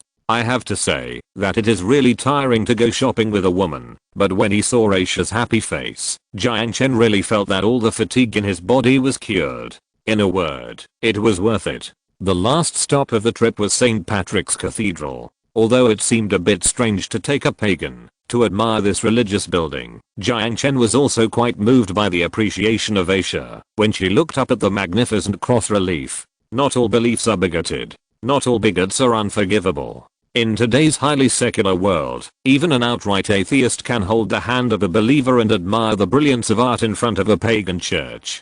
700 years ago, the Crusaders and 30 shed blood for the ownership of the Holy Land, and 70 years ago, the United States and the Soviet Union lowered the Iron Curtain for ideology. However, looking back now, it seems that nothing is unforgivable or intolerable. Just like the ingenious craftsmanship of Sun Jiao gardens and the colorful stained glass windows of Notre Dame de Paris, the shapes and colors that this world should have are far more than people think. If one day, human footprints expand to the borders of the solar system, when that day comes, looking back at today's geopolitical conflicts and ideological contradictions, I wonder if it will be a bit ridiculous. I just don't know what civilization should worry about at that time. Is it the direction of evolution? Or something else? Just as Jiang Chen was sighing, Aisha gently pulled his sleeves. Coming back to his senses from his emotion, Jiang Chen looked at her with a friendly expression and asked softly, "What's wrong? I want to go in and take a look, can I?" Of course. Putting all his emotion behind him, Jiang Chen gentlemanly took Aisha's hand. The two walked towards the interior of St. Patrick's Cathedral together. Chapter 361 is updated for the 5th time. Please vote. I feel a little dizzy. I took a car for the whole afternoon yesterday. When I got home and put down my luggage, I started to write. I kept writing until after 4 o'clock. I slept for 5 hours and got up to update. Anyway, I kept my promise and I will update the 5th time. Haha, this time I can finally ask for votes with confidence. So brothers, please give me all the votes for my hard work. What if I make it to the top 10 in the category? What if I blow the ass of the masters? Haha, I can't bear it anymore. I'm going to sleep for a while. Chapter 362. Meeting an old friend in a foreign land. Rather than a church, this is a museum. There are sermon materials available in the church, but there is no place to sell souvenirs. Perhaps this indicates that this is a place of religious worship, not a tourist attraction. However, since it is not a mass day today, no one can be seen praying solemnly in the church. The shrines and inscriptions record the vicissitudes of the history of this Catholic church. Jiang Chen took Aisha's hand and walked by here and just glanced at it. Is this a Gothic building? Aisha asked with her index finger against her lower lip, looking up at the magnificent dome. It should be. I don't really understand. Why do you ask this? Jiang Chen asked casually. Because I often see Gothic style clothes in fashion magazines. Aisha's lips curled slightly. I think they are very cute.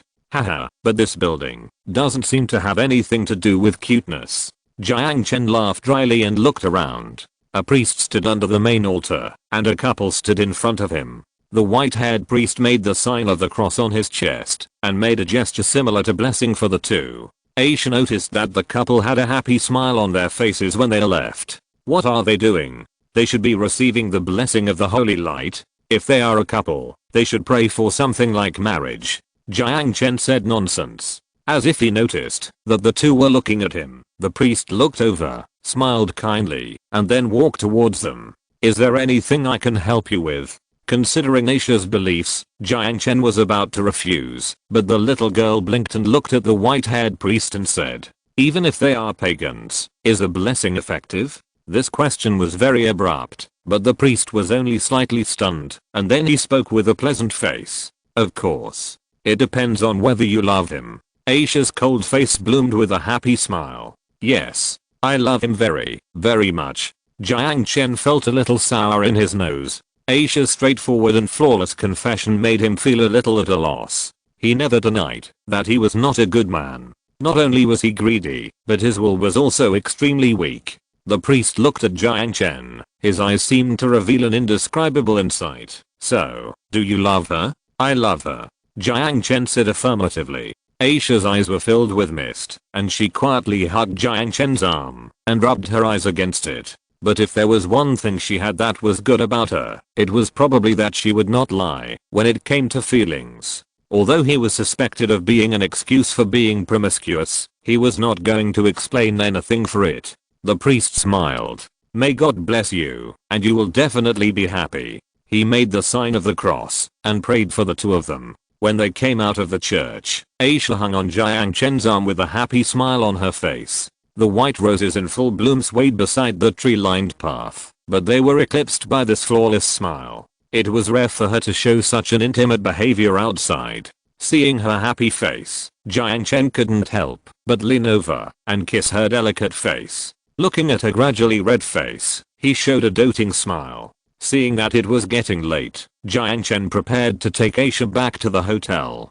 He had to catch a flight tomorrow, so he had to go to bed early today. That's right, go to bed early, But at this moment, Jiang Chen unexpectedly heard a familiar voice. "Fei Fei, will you marry me?" A man with a rose in his hand knelt in front of a beautiful girl, looking at her affectionately and said. However, the proposal in front of the church did not seem to impress the girl. "Didn't we agree to talk about marriage when you are stable, Yang Yuan?" Looking over in the direction of the voice, Jiang Chen looked at the man standing by the bench with some surprise. He really didn't expect to meet his college roommate here? Exclamation mark. After graduating from college, the four people in the dormitory basically went their separate ways, except for the occasional phone calls in the first 2 months. To ask how they were doing, the four rarely contacted each other after forming a new social circle. Even when Jiang Chen finally became famous, the three of them never contacted him. As for why, Jiang Chen could more or less figure it out. It was probably because they couldn't let go of their face. They ignored others when they were not doing well, but when they became famous, they shamelessly approached them. There was a bit of commercialism in it.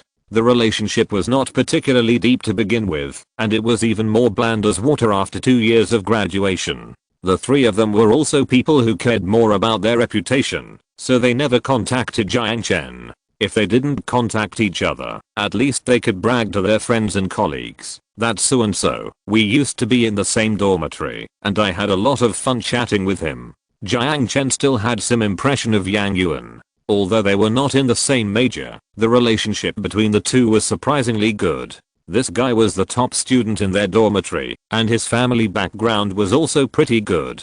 Jiang Chen only vaguely remembered that he went to a famous university in Australia for postgraduate study after graduation.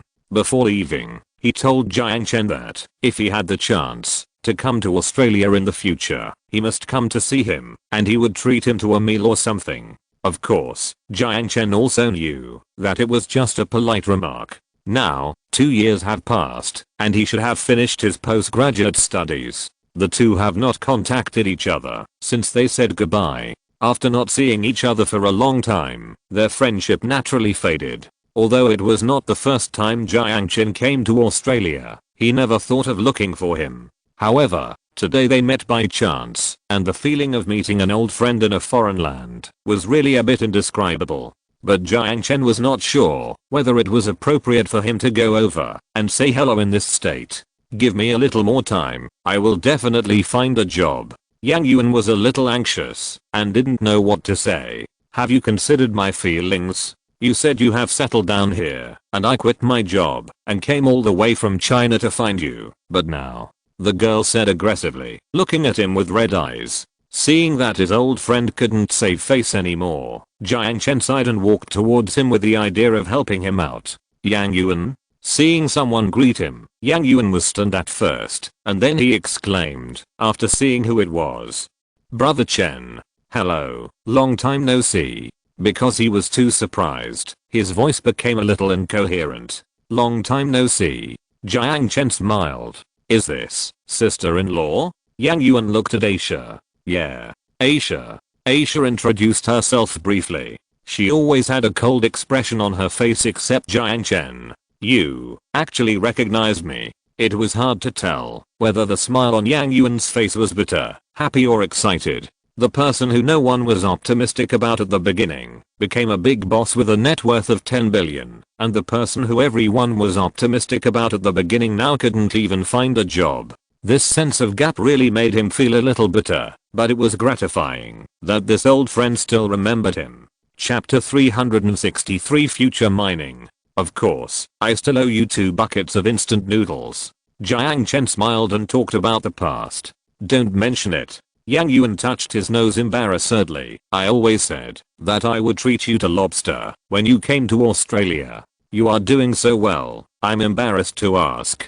Are you Jiang Chen?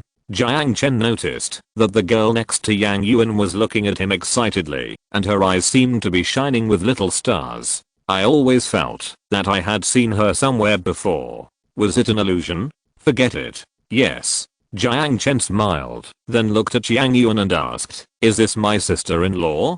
Since Jiang Chen's generation was basically only children when they were in college, there was no seniority when the buddies addressed each other, calling each other brother, and calling friends girlfriends sister-in-law. This is also a very common thing.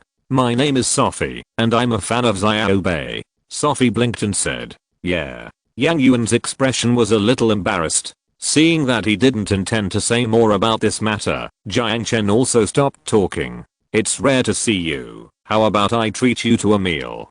How can I do that? We agreed that I should treat you to a meal. Okay. Just consider it as paying back those 2 buckets of instant noodles. Jiang Chen interrupted Yang Yuan. He could see that Yang Yuan's financial situation was not optimistic. He just wanted to find someone to reminisce about the past. If he burdened his old friend, he would feel a little guilty. Well, okay. Seeing what Jiang Chen meant, Yang Yuan nodded and agreed a little embarrassedly. The two came to a restaurant on the seaside. From the appearance, it can be seen at a glance that this restaurant is luxurious and the consumption is not cheap. Looking at the waiter's informal clothes at the door of the restaurant, Yang Yuan's expression was a little unnatural. However, when he saw his girlfriend cheering and jumping for joy, he couldn't bear to ask Jiang Chen to change places. Seeing that Jiang Chen didn't have any painful or dissatisfied emotions on his face, he secretly breathed a sigh of relief. He was very worried that Jiang Chen would think that he was not nice enough, and he ripped him off for a meal when they rarely met, but now it seems that he was worrying too much.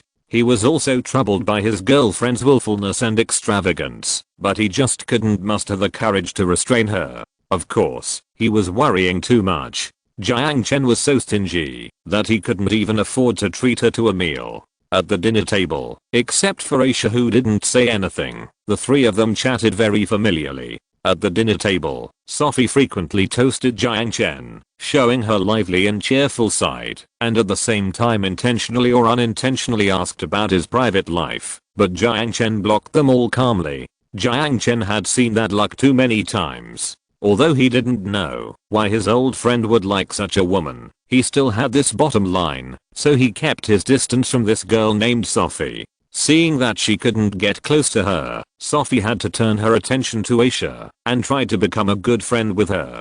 But Aisha's reaction to her enthusiasm seemed very indifferent. Yang Yuan was very slow in this regard and didn't notice anything. After a few glasses of beer, he talked to Jiang Chen about what happened in the years after graduation. Perhaps because he was drunk, Yang Yuan took him to the balcony outside the restaurant, where they continued to chat while enjoying the cool sea breeze and leaning against the railing. As they chatted, the two talked about the early days of starting a business. Jiang Chen selectively skipped the sensitive topic, and in one sentence he mentioned the process of finding a partner to create Future Man 1.0, and only talked about the development of the company in detail. You are really good. You actually hooked up with Zha Xiao, the former school beauty of the business school. Hey, it's really not wrong to call you Brother Chen. Yang Yuan exclaimed loudly under the influence of alcohol. What do you mean by hooking up? Jiang Chen scolded with a smile. It's the CEO of my company. But, the relationship may be a little unusual. Men brag to each other without so many scruples. But isn't that my sister-in-law? Jiang Chen was a little embarrassed. Well, that's right. Too corrupt. Yang Yuan was stunned for a long time, and then punched Jiang Chen hard on the shoulder. Ahem. If there is a foundation of love, it's not corruption. Let's not talk about this. Let's talk about you. What's going on between you and Sophie? Hearing this, Yang Yuan sighed. What else can it be? It's just like that. I always feel like I've seen her somewhere. She also graduated from Wanghei University, 2 years younger than me. I took her abroad at the end of last year. Maybe I saw her at school. Yang Yuan said casually. Is that so? Maybe. Originally I thought I had a stable job, but I didn't expect to lose it before I could even eat a bite of rice. If I had known this earlier, I would have signed the job when the people from SYNOPSIS talked to me about the job. Yang Yuan's words were a little regretful. Although the wages of state-owned enterprises are not as high as those of foreign companies, their stability is still commendable. Even if it is a loss, even if it is subsidized by the fiscal budget, the state will not let those workers who have worked diligently to contribute to national construction lose their jobs. From this point alone, I don't know how many times more noble they are than capitalists. Iron Rice Bowl? Yes, I had signed a work contract with Rio Tinto in my first year of graduate study at the University of Western Australia. But this year, the iron ore market was in a downturn, oil prices fell, and Rio Tinto laid off a large number of employees without saying a word, so I was unfortunately caught in the trap. This is really bad luck. Jiang Chen couldn't help but complain in his heart. Now PetroChina doesn't want you? Yes, why not? After all, I'm a sea turtle, right? I studied in the Department of Resource Exploration. With the help of my family's connections, I can go back and train for 2 years and then become a section chief or something. It's not a problem. Speaking of his own abilities, Yang Yuan was still very confident. Then why don't you go back? Jiang Chen glanced at him. A bitter smile appeared on Yang Yuan's face. I want to go back, but, as he said, Yang Yuan looked at Sophie in the restaurant. The little girl was excitedly dismembering the lobster and talking to Aisha familiarly. Jiang Chen understood his difficulties in an instant. She doesn't want me to go back. In her opinion, it would be a shame if I wasted the skilled immigration qualification that I had worked so hard to obtain. As soon as I mentioned going back, she started crying and wanted to break up with me. Is this really okay? Jiang Chen asked. To be honest, Jiang Chen really didn't like Sophie's personality. He couldn't understand what was so attractive about such a girl. But since Yang Yuan liked her, Jiang Chen couldn't say anything. What else can we do? Yang Yuan smiled bitterly. Do you love her? Yeah. It was hard to tell that this engineering guy was unexpectedly infatuated. When they lived in the same dormitory before, Jiang Chen just thought that this guy was stuffy and hadn't discovered this. Then try to satisfy her. Although this may be a bottomless pit. Yang Yuan sighed. I know. I'm just thinking about waiting until next year. If the market picks up, the demand for employment should still be able to pick up. Listening to Yang Yuan's words, Jiang Chen fell into deep thought. To be honest, he was just worried about the molybdenum mine. In addition to molybdenum mines, there are also niobium mines, tungsten mines and even rare earth resources. There is a big gap in the wasteland. However, according to Oliver, these things are very difficult to get in any country, so Jiang Chen thought about mining them himself. The Panu Islands are extremely rich in marine resources. Although there are no oil and gas deposits in the territorial waters, the seabed minerals have not yet been explored.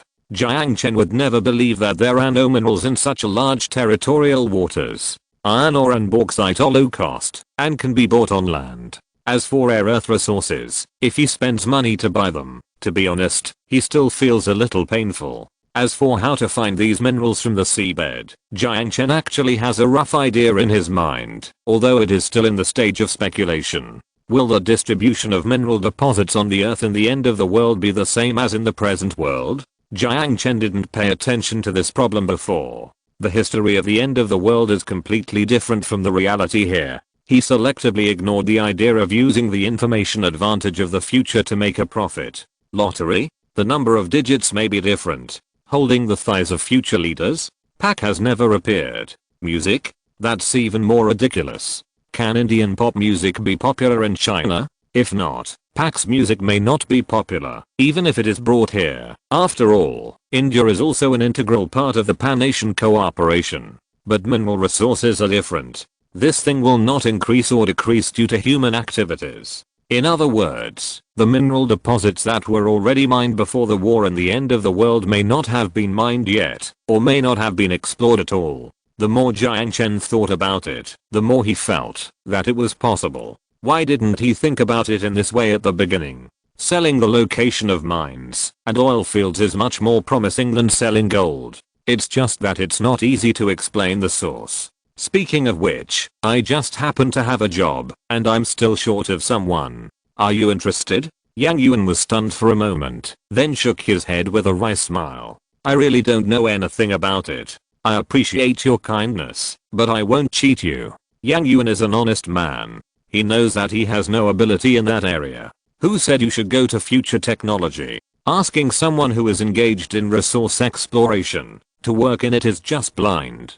Jiang Chen rolled his eyes at him. I'm talking about future mining. Are you interested? Future mining? Yang Yuan was stunned. That's right.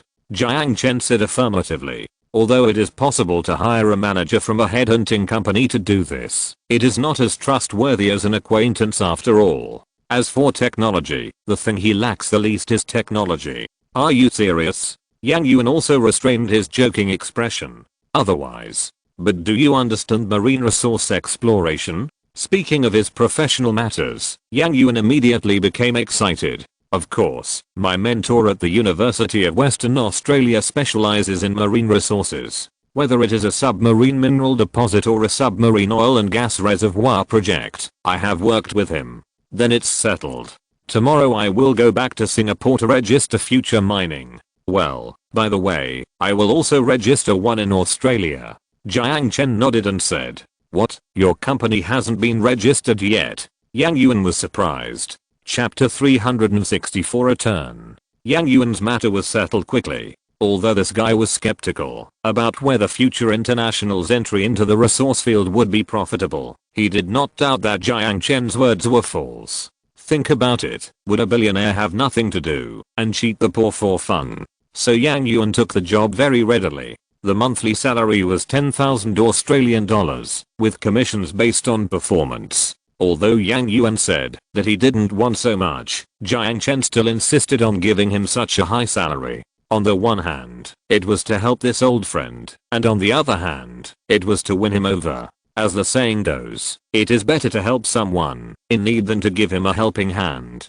It is much more effective to help him when his career and love are at a low point than to give him an extra 10,000 or 20,000 yuan when he is earning hundreds of thousands of yuan. At first, Sophie was very excited when she heard that Yang Yuan was going to work at Future International. However, when she heard that he was going to work in a place called the Panu Islands next to New Guinea, her face immediately fell. But after hearing that working there would allow her to live in a sea view villa, earn 10,000 Australian dollars a month, and the company would reimburse her flights to Australia during holidays, she immediately burst into laughter again, and her expression changed as quickly as turning the pages of a book. Jiang Chen didn't know what to say anyway. Since Yang Yuan liked it, it was up to him, and he couldn't control it. The dinner cost a total of 1,000 Australian dollars, and Jiang Chen said goodbye to the two after paying the bill. Yang Yuan would report to him in Coral Island in 5 days, and registering the company in Australia would be his task for the next 5 days. Futureman Technology, Futureman Biology, and Futureman Mining. With these 3 subsidiaries, Futureman International finally has the style of a large crossfield enterprise. In the future, Jiang Chen also plans to establish Futureman Heavy Industry, Futureman Communications, Futureman 20th, etc., so that Futureman International can spread all areas of human economic activities like a network. Of course, that's all in the future, and the meal still needs to be eaten bite by bite. Did you have fun today? On the way home in a taxi, Jiang Chen rubbed Aisha's hair and asked with a smile. Very happy. Recalling the blessing in the church and Jiang Chen's words I love her, Aisha's mouth curled up with a happy arc. We have to go back tomorrow. Is there anything else you want to do or go? It's still a while before dark. No need. Aisha's cheeks were slightly red, and she looked out the window. Go back early. Are you tired? Jiang Chen didn't understand the hint in Aisha's words at first, until the moment he returned to the hotel and closed the door. He deeply felt the heat buried under the cold with his body. There was no conversation that night. Only the soaked sheets told the beauty of last night. The next day, the two boarded the flight back to Singapore and got off the plane in Coral Island. After settling the overworked Asia, Jiang Chen left the villa and went to the nutritional compound production plant on Anger Island. It was the hottest time of the day at noon. The workers in the factory went back to take a lunch break, but Zhen Shuji still stayed in the laboratory, observing the DH algae cell with a microscope with such concentration that he didn't notice Jiang Chen even walked in and walked behind him. "Have you figured out something?" Jiang Chen sighed and asked helplessly. "No." Zhen Shuji shook his head very frankly. He had been studying for almost half a month, but he still had no clue. He really couldn't understand how this strange differentiation method was achieved. It's normal that you can't figure out something. If you can figure it out after just a few glances, then the technology is too worthless.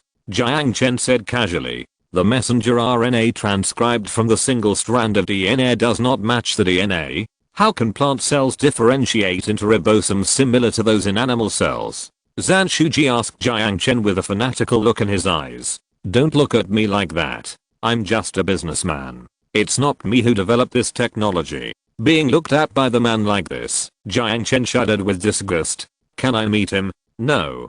Jiang Chen rejected it bluntly. Jiang Chen was surprised that Zhen Shuji would insist on meeting the scientist, but he just sighed helplessly after being rejected. Well, I thought I had touched the boundary of science, but I didn't expect that I was just a frog in the well. There is such a shocking technology in the world, you know? This thing is just like a work of art. Zhen Shuji couldn't help but admire it after taking the slide off the microscope and put it back into the sample folder. Work of art? Is this thing very valuable? Jiang Chen was a little scared after hearing him say that. Damn, the nutritional mixture has to be sold. What if someone else also scans it with a microscope? But on second thought, Jiang Chen denied this possibility. Cells can't pass through the molecular filter, which filters molecular level particles. Expensive? Haha. Zhen Shuji shook his head. More than expensive. Do you know what it would mean if we could overcome the difficulty of producing animal protein from plant cells? What does it mean? Jiang Chen asked playfully. It means that beef can be grown from the ground. Jiang Chen laughed when he heard this. Even in the 22nd century, the technology of growing beef from the ground was sci-fi enough. Don't talk about these useless things. I'm here to get samples. Jiang Chen waved his hand and interrupted him. Although he was very dissatisfied with Jiang Chen's useless things, Zhen Shuji also knew that the man in front of him was his boss, so he walked to the side of the laboratory table and picked up a box of 10 packaged nutritional mixtures. This is it. It tastes weird. Will anyone like to drink this stuff? Zhen Shuji couldn't help but complain. Jiang Chen laughed. You don't understand this. You underestimate women's perseverance in pursuing beauty. You can endure not eating for a few days, let alone this, and this stuff is not very hard to drink. After saying goodbye to Zhen Shuji, Jiang Chen took the boat back to Coral Island again. After getting off the boat at the port, he walked straight to the warehouse of Xinghuan Trading Company not far from the port. Counting carefully, it has been 2 months since he left the wasteland. Although he occasionally traveled back to have a tryst with Sun Jiao, visit Yao, and flirt with Linling, he basically did not stay there for long. This time he went back to take the sample to the shelter for testing to see if there were any mistakes in the production process, and on the other hand, it was time to develop the power in the wasteland. With the backing of materials from the present world, the shackles that restrict the wasteland industry will be completely broken. Closing the door of the warehouse and putting on the bracelet given to him by Linling, Jiang Chen took a deep breath in front of the mountain of food and stretched out his right hand. Storage space, start. If you're listening to this novel on a channel other than Fanfic World, it means they downloaded and uploaded it without effort. We cordially invite you to visit our channel, Mundo Fanfic Novelos. There you'll find the original version of this story and you can explore many other novels of various genres. We're waiting for you to immerse yourself in a world of incredible novels. Chapter 365 Return to the End of the World. one deposit and one withdrawal. The person did not move, but the goods in the warehouse were constantly decreasing. With this interdimensional material transmission device, it is indeed much more convenient to move materials to the end of the world. In the past, he ran back and forth between the two sides, which was not only inefficient, but also made him dizzy and wasted the subcrystals needed for his own crossing. Now it is much better. It only took 10 minutes and 1000 subcrystals for Jiang Chen to empty the materials of the two warehouses. The expansion of the storage space seemed to have fallen into a bottleneck and stagnated at 30 cubic meters. No matter how much Jiang Chen consumed subcrystals, he could not expand it even by 1 cubic micron. But Jiang Chen did not care. 30 cubic meters of space was already very large, which was completely enough for him. Perhaps breaking through this bottleneck requires some opportunity that he did not understand, but let it go naturally. He was not in a hurry to expand this storage space. After leaving the warehouse, Jiang Chen took out his mobile phone and called Aisha. Soon, Aisha appeared at the door of the warehouse in a Lamborghini. Judging from the color of her face, it seems that she has recovered from the fatigue of last night. "Are you feeling better?" Jiang Chen asked with concern, after getting in the car. "Well, are you going there?" Aisha saw Jiang Chen's thoughts very keenly. "I'm going there to do something. Let's go back to the villa," Jiang Chen said casually. "Be careful." Jiang Chen was stunned for a moment, then smiled. "Yeah." After returning to the villa, Jiang Chen changed his clothes, lay down on the bed in the bedroom as usual, closed his eyes, and started the journey. There was still a soft bed behind him, but the oppressive radioactive dust outside the window clearly told him that this was no longer the peaceful world. Just after getting out of bed and not standing firmly, there was a hurried sound of footsteps outside the door. Pushing the door open, Sun Jiao threw herself into Jiang Chen's arms, knocking him back to the bed. "Woo, I miss you so much." She buried her face hard in Jiang Chen's shoulder. "Silly girl, it's not like I haven't been back before," Jiang Chen said as he put his 10 fingers through her black hair. Sun Jiao got out of Jiang Chen's arms as nimbly as a wildcat, sat on the chair, hugged the back of the chair, and looked at Jiang Chen. "How long will you be back this time?" "Probably for a while. By the way, how did you know I was coming back?" Jiang Chen smiled. Sun Jiao raised a smug smile. "I heard a sudden ping pong sound in the backyard warehouse for a long time, and I went to check and found a lot of things. I guessed that you must be preparing to come back. Have you been doing well these days?" "Very well, or rather a little too comfortable." With her chin resting on the back of the chair, Sun Jiao sighed in a dreamy voice. Living such a comfortable life in the end times was something she had never dared to think of before. In 2 months, it will be a full year, and this year is the happiest year since she left the shelter. Although many things happened during this period, they were all spent peacefully. Just like a miracle, this war-torn land has one order. After saying hello to Yao, Linling, and Sun Jiao, Jiang Chen came to the warehouse in the backyard. Originally, this was part of the base warehouse, but now it has been transformed into a building with functions similar to a teleportation array. The two old warehouses were flattened and replaced with a metal shed covering an area of about 500 square meters. Inside was an enlarged version of the disc designed by Linling that was associated with the interdimensional material transmission device. At this moment, the transfer warehouse was filled with canned food and fresh vegetables, fruits, and meat. Jiang Chen sent a message to Wanking using app. Soon, the logistics department sent 15 workers to move the goods in the warehouse to the warehouse in the base for storage. Last quarter, we produced 2,000 Ripper rifles, 400 Hummingbird drones, 20 Type 50 electromagnetic guns, 200 K1 mechanical exoskeletons, 10 T3 power armors, and 1 T4 power armor prototype. Wanking pushed her glasses and held the tablet to report to Jiang Chen on the recent production situation of the base. "Has the T4 power armor been successfully developed?" Jiang Chen asked unexpectedly. The defense of the T3 has always been criticized by Jiang Chen. Although the front armor has good defense against light weapons, it is hard to say if it will not be able to withstand the death claw. Without affecting mobility, the lightweight plastic steel armor should be replaced with more durable C-shaped steel. This is Jiang Chen's requirement for this new armor. As expected, the problem that the scientific researchers in the 6th block could not solve was not a difficult task for the researchers in the shelter. The technical difficulties of the engine have been solved by researchers in Shelter 27. The improved subcrystal fuel rods can increase the fuel utilization rate by 20% and increase the power of the vortex engine by 15%.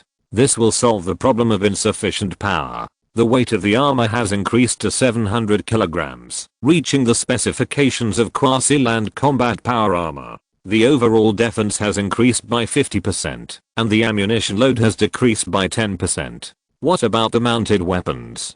Jiang Chen asked. It is still mainly a left-arm mounted rotary machine gun, but on this basis, the researchers of Shelter number 27 have installed a 5-round grenade launcher on the side of the rotary machine gun, which can fire heat-seeking rifle grenades. It is simply a mobile turret. It is really perverted, but I like it. Jiang Chen couldn't help but admire it in his heart. What are the disadvantages? Compared with a T3 type, while strengthening the front armor, the rear armor is weakened. In addition, due to the weight of the armor, the acceleration provided by the vortex engine is weakened, and the high mobility evasive actions such as the sideways propulsion of the T3 power armor will not be able to be performed. It may be a little powerless when dodging anti-armor missiles, so our researchers have installed reactive nitrogen armor on all 4 angles of the T4 power armor. Strengthening defense will inevitably mean weakening mobility, but this sacrifice is acceptable. After all, not everyone can dodge in that 0.1 second. Most soldiers wearing power armor need to use armor to withstand damage during combat, and even have to act as mobile cover for light infantry attacks. This is exactly the role that power armor needs to play in coordinated combat. What is the manufacturing cost of a T4 power armor? Wang King tapped the screen a few times, and soon a number appeared in the center of the display. 27,310 subcrystals. So expensive. Jiang Chen couldn't help but say, it's almost 3 times the price of a T3 power armor. Hearing Jiang Chen's complaints, Wang King was also helpless. At present, the prices of steel and rare earths in the 6th block continue to rise, and they are even out of stock. According to the news from Chunan, although the number of scavengers in the 6th block has increased due to factors such as economic growth, there is still a big gap in industrial demand. Chapter 366 Virtual Reality Online Game. The metal resources of the Fishbone base are basically imported from the economic center of the 6th block. Influenced by the economic recovery of the 6th block last fall, and the establishment of the 6th block bank at the end of the year, factories and production workshops of all sizes have sprung up like mushrooms after rain. The garbage that has been accumulated for who knows how many years has been swept away by major factories. Following the hunting teams that hunt for subcrystals and the mercenary groups that protect caravans, professional garbage pickers have become the hotspots in the 6th block. This was almost unimaginable before, because no one expected that the 6th block would develop so many factories like a blowout. The current production capacity of the base is also restricted by raw materials. Many scavenger teams have signed contracts with factories in the 6th block. Although I suggested to Chunan that the resources needed by the Fishbone base be collected by compulsory purchase at a premium, he refused. He said that, unless you personally order, he will not force interference in the contract between private enterprises and scavenger teams. Wang King sighed helplessly. He is right.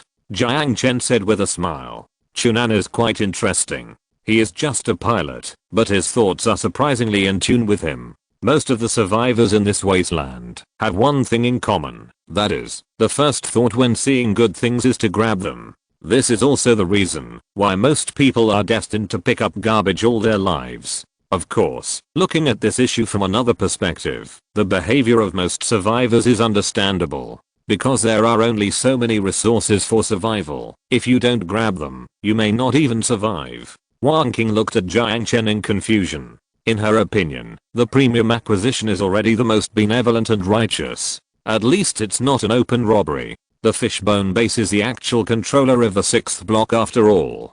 Don't they have this little right? Only freedom and openness can inject long-term vitality into the economic development of the 6th block. Interfering with the economy through policy to support its own industries will only overdraw credibility. And for a regime, the latter is obviously more important than the former. Although I don't know what the boss is talking about, I always feel that he looks very powerful. This is a true portrayal of the expression on Wang Qing's face at this moment. Credibility, what's the use? It's very useful, Jiang Chen said with a smile. Let's not talk about this. How much are the shortages of iron ore and bauxite? Please list them for me. In the future, the base will not have to import these two resources from the 6th block. I will find a way to solve it. You can get iron ore. Wang Qing widened her eyes, looked at Jiang Chen in surprise, and said in a lost voice. However, she soon realized her impoliteness, and raised her sleeves, to cover her lips to apologize.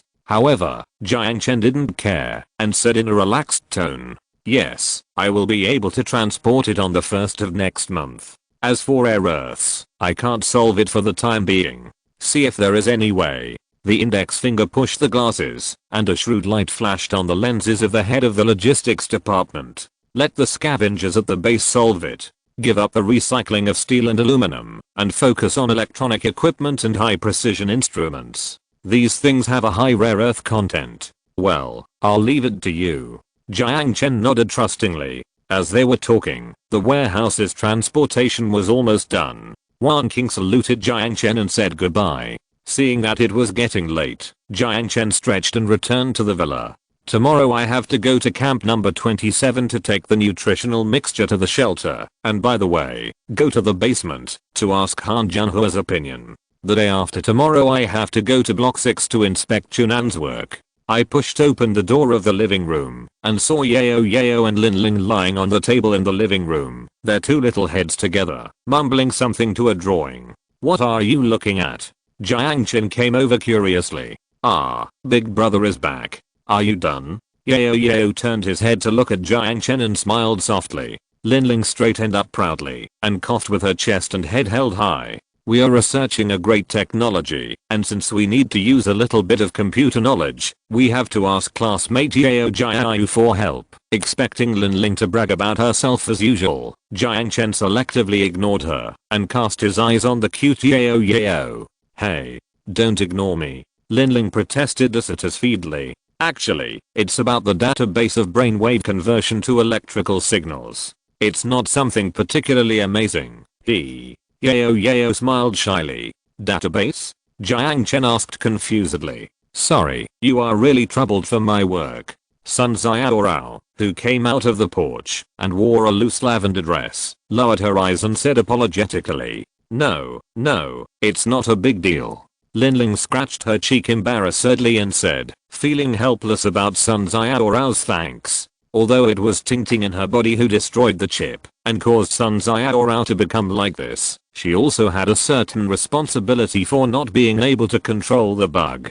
Even though Jiao never blamed her, she actually felt a little guilty. In essence, although Lin Ling was a bit venomous and arrogant, she was still a kind person. It's no trouble. Yao also hopes that Sister Jiao can stand up soon. Yao nodded seriously. Thank you. Sun Jiao said gratefully. I always feel that the relationship between them is good. Is it because they have lived together for a long time? Jiang Chen, who was watching the three people, thought to himself. Thank you too. Me. Jiang Chen looked at Zhao who was smiling at him in surprise. Yeah. Because of you, I was able to reunite with my sister, meet so many lovely friends, and meet a lovely brother-in-law. Her eyes curved into two crescents, and her smile was very sweet, but Jiang Chen always felt that there was a similar light in that smile as her sister. The devil-like smile. Jiang Chen swallowed his saliva and shuddered involuntarily. Shit, is this considered teasing me? After dinner, Jiang Chen and Sun Jiao came to the gym on the 3rd floor, where two virtual reality incubators were parked. Hearing that the virtual reality online game had been developed, Jiang Chen naturally couldn't wait to pull Sun Jiao to experience the effect. God Level Continent. This is the name of the online game created by Du Yankang. The game content is not original to him, and many data and models are already made. What he needs to do is to replicate a popular virtual reality online game on the new engine. Although it may sound simple, the project is actually quite large. In order to complete this project, Jiang Chen specially applied to Jiang Chen for more than a dozen talents who had worked in game design to help him. On the other hand, Jiang Chen also made his work more difficult. In order to make this online game fit the cultural background and spiritual needs of people in the real world as much as possible, Jiang Chen specially downloaded more than a dozen fantasy online novels and forced them to Jiang Chen to read, asking him to adapt to local customs as much as possible when designing this game. This made Jiang Chen suffer. This is the so-called cultural generation gap. Although Jiang Chen read those novels with great interest, this guy could not understand the fun at all. He read more than 10 million words with the mentality of completing the task. But no matter what, after more than half a year of hard work, the trial version of this game was finally made. As for whether it is fun or not, Jiang Chen is ready to experience it himself. Chapter 367, Game Review, Heading in a Strange Direction. Although it is an online game, except for those NPCs with primary artificial intelligence, there are only 2 players at present. 2 cultivation cabins are directly connected to the server, which is equivalent to a small private server. The game content is easy to understand. 2 continents, 4 empires, a mixture of Eastern and Western cultures, and a simple and clear opening routine of a fantasy novel about a foreign continent. Although the opening animation is very sincere, Jiang Chen, who doesn't want to waste time, still chooses to skip it and directly enters the character selection interface. There are many types of professions and races to choose from, basically covering all the professions that appear in traditional online game novels. Because he is a GM account, Jiang Chen can directly choose from tens of thousands of hidden races and professions that require special conditions to be met. However, not wanting to waste too much time on selecting people, Jiang Chen directly chose a human race with balanced talents and the warrior profession with balanced offense and defense, and then started the game. A few big words floated in front of him. Chapter 1, The Middle Ages. This game seems to have a permanent impact on the game world according to the player's behavior in the game, and even promotes the era process of the entire game world. For example, a player has gone through a lot of hardships and finally completed a world-class hidden task, which led to the emergence of the magic power steam engine. Then the NPCs are divided into progressives and conservatives, and they fight with the players who have chosen sides. The outcome of the war determines whether the world will enter Chapter 2, Steam Age, or stay in Chapter 1, Medieval Age. Or a player with a dirty hand triggers a task like the coming of the God of Destruction or the Destroyer, causing the infernal purgatory used by Sun Jiao just now to be played once in the whole server. If the player who chooses to give his soul to Lucifer wins, then the game will regress to Chapter 1, Medieval Age. Every refresh of the world means the birth of a new profession or even a new race. Whether the title of Chapter 2 is Steam Age or High Magic Age or any other era depends on the words and deeds of the players in the game. In this virtual world with almost the same degree of freedom as the real world, there are countless possibilities. This level of calculation is an impossible task for the current supercomputers, because the variables and parameters involved are astronomical. However, for the technology in the end times, this level of calculation is not a problem at all. I believe no one will miss this opportunity to experience the second life. Jiang Chen seemed to have foreseen what kind of crazy expression people would have on their faces when they rushed to buy virtual helmets. A white light flashed, and Jiang Chen appeared naked on the street of the novice village. Another white light flashed, and Sun Jiao, who was also naked, appeared beside Jiang Chen. Ah. Why are you without clothes? Sun Jiao screamed, squatted down to protect her key parts, and shivered with a red face. Huh? Do you like elves? Jiang Chen pinched his chin and looked at the character pinched by Sun Jiao. Except for the voice, it looked completely different from the real one. The pointy jawbone did not look like a human, and the slender ears passed through the green hair. The waist that could be held in one hand in the thing like a football. It is not an exaggeration to call it a devil's figure and an angel's appearance. While watching, Jiang Chen nodded with satisfaction. Well, the face pinching function has to be reduced. At least it can't be too far from the real face value. When Jiang Chen thought of Ruhua wearing a Zishi mask and acting cute to him, he couldn't help but feel a chill. Oh, right, the gender function must be restricted. when he was creating a character, he actually found that men can also create female characters. Is this Jiang Chen ? When he thought of a grown man acting cute, Jiang Chen felt a chill in his heart again. At least create a human and demon area to distinguish the players who will die if they don't play a demon account from normal players. Is this the time to talk about this? Clothes.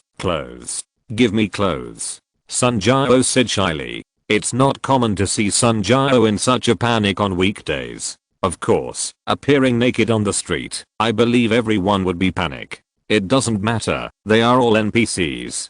Jiang Chen stretched out his finger helplessly and tapped a few times in the air. Besides, there is such a thing as a control console. You can just make a piece of clothes yourself. A long skirt fell to the ground. Sun Jiao grabbed the clothes on the ground with lightning speed and covered her vital parts. Then, this kind elf smiled cruelly at the stunned crowd and killed them. With a wave of her finger, tens of thousands of flames fell from the sky, and a 100-level magician's forbidden spell Infernal Purgatory was used, directly burning the entire novice village to ashes. Logically speaking, it is impossible to kill people in the novice village, but Sun Jiao overbearingly cancelled the invincibility protection of the NPC. GMs play games, so willful. You don't have to wipe out everyone. There are still a few dwarf Lalita there. Jiang Chen said helplessly. The fire column fell on him, and a string of -0 icons appeared. This spell was ineffective against him. Counter, it's all a program anyway. Sun Jiao gave Jiang Chen a fierce look, baring a pair of small tiger teeth to protest to Jiang Chen. Sweat, this guy really throws all the cute points on himself. Seeing the two pairs of small tiger teeth, Jiang Chen sweated and complained in his heart. But what she said was not wrong. The people in this game were all programs. Although they would be surprised, blush, and even have evil thoughts according to their set personalities, when they saw the naked bodies, behind each model were cold codes. All personality programs were based on the D&D Camp 9 square grid and set according to a series of random parameters. Well, you are right. Jiang Chen looked around, looking at the dark earth and collapsed buildings, and a wisp of burnt barbecue smell floated over his nose. Well, this is too realistic, and seems a bit bad. If blood spurted out when you cut someone, and a fireball would burn people, I'm afraid that the game would be stopped by the radio and television within 2 days. Make an anti-harmony version, automatically identify the user's age and nationality, and limit its visual effects according to local laws and regulations. What's so fun about this game? Sun Jiao pointed her finger and swiped down the equipment bar. Jiang Chen knew without thinking that this guy must have put all the 10-star god equipment into his equipment bar. Sure enough, a green light flashed, and a divine weapon called the Elf Goddess Armor was put on Sun Jiao. This set of equipment fully embodies the spirit of dedication of I save fabric for the country. Only a few pieces of metal shells protected the key parts, and most of the skin was faintly visible under the gauze. Seeing that there was no one around, Sun Jiao didn't care whether it was embarrassing to wear this equipment with the same shape as the erotic QU***.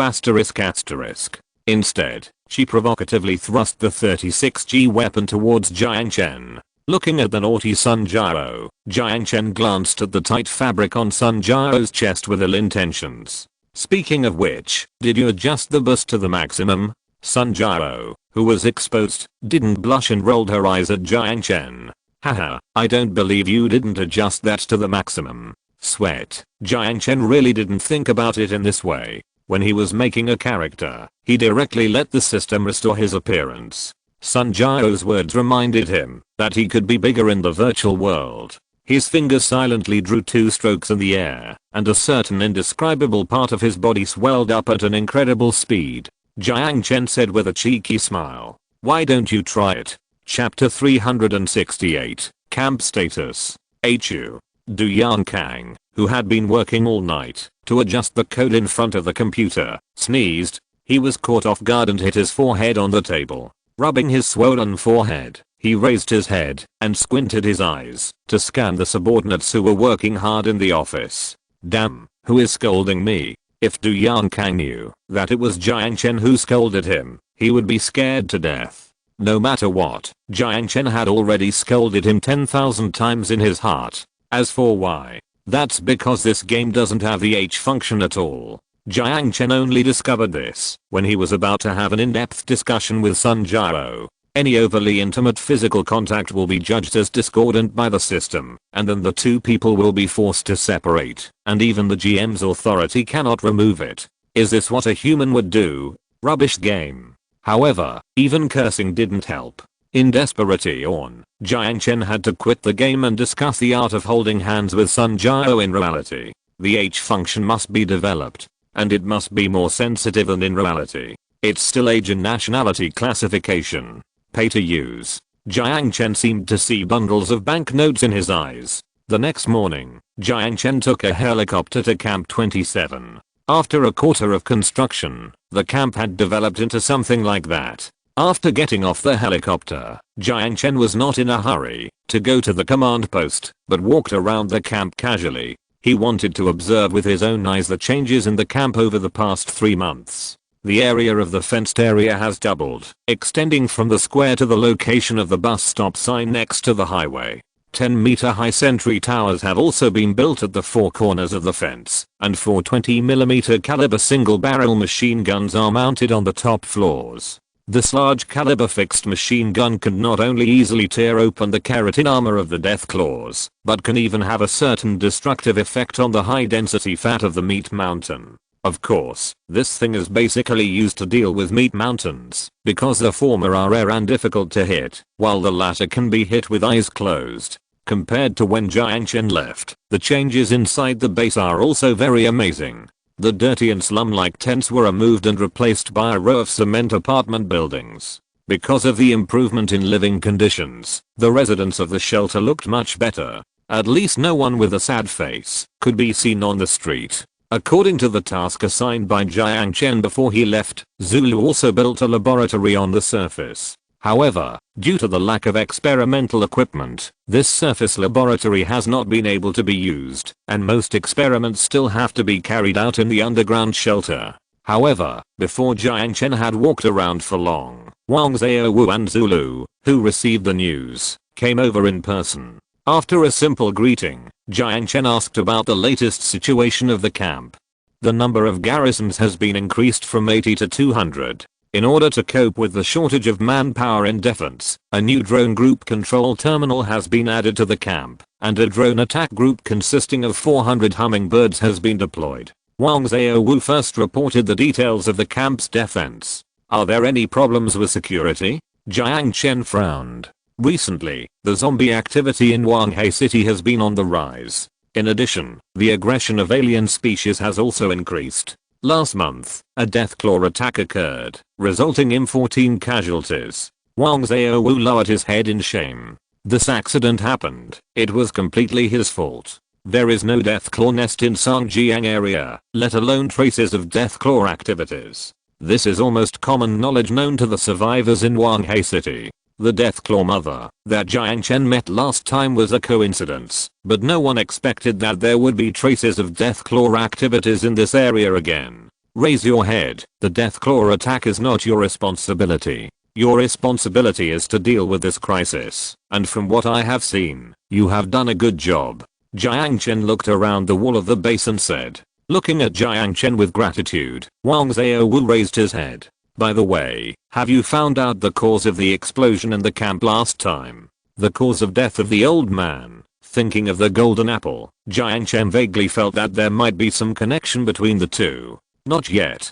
But we found the remains of a cyborg in the adjacent block. Although there is no direct evidence that he may be related to the explosion, judging from the time of destruction, it was destroyed on the day of the explosion. Wang Xiaowu said regretfully. Cyborg? Jiang Chen frowned. Do you have a photo? Wang Xiaowu nodded, called up an image from the app, and held it in front of Jiang Chen. Jiang Chen's pupils constricted. Lin Xiaoan. Although he looked miserable, Jiang Chen could still recognize his identity from the few remaining facial features. We also searched for a laser sword and a dagger near it. Well, I know about this. Jiang Chen nodded. For the time being, he has no way to deal with the elusive and malicious cyborg. Even if his body is destroyed, he seems to be able to rely on some way to revive somewhere else. The map in the ep of the bearded mercenary did provide a clue, but the firepower there was too strong for the helicopter to get close. Although Cheng Weiguo also tried to send out drones for reconnaissance, they were still intercepted. Put these two things aside for now. Your focus should be on the defense of the camp. Make sure to ensure the safety of the residents of the shelter. They are all experts in their respective fields.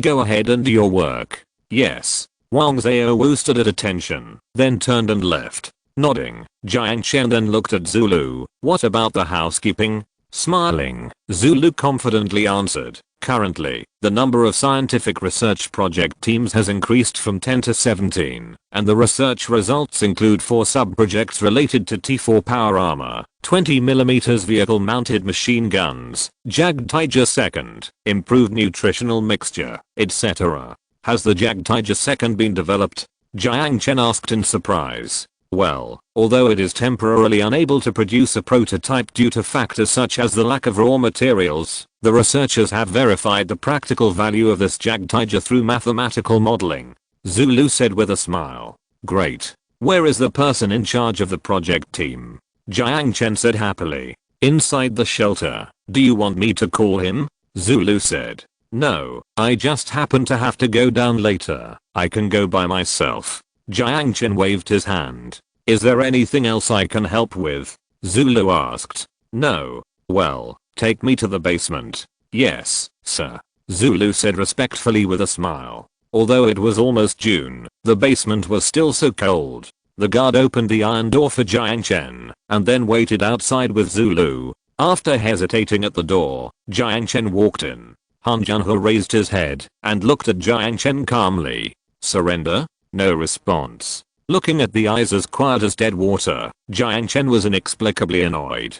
How could a person be brainwashed to this extent? A trace of evil thoughts flashed through his mind for a moment, but Jiang Chen took a deep breath and finally restrained his desire. The longer you stay in the apocalypse, the more blurred the bottom line will be. But he has just returned now, and reason still has the upper hand. I hope you will think about it carefully. After looking at her deeply, Jiang Chen turned and left the basement. Looking at the closed iron door, Han Junho slowly breathed a sigh of relief. Although she didn't know why this guy let her go, it was always a good thing for her. Chapter 369 Tiger Hunt 2nd. After taking the elevator to the shelter, Jiang Chen was about to take the production sample of the nutrient mixture to Wang Fangping, and then go to observe the results of the Hunting Tiger 2nd project team, but he happened to find that the two people he wanted to meet were standing at the door of the laboratory. They looked like they were arguing about something. You brought X1 bacteria into the shelter, are you crazy?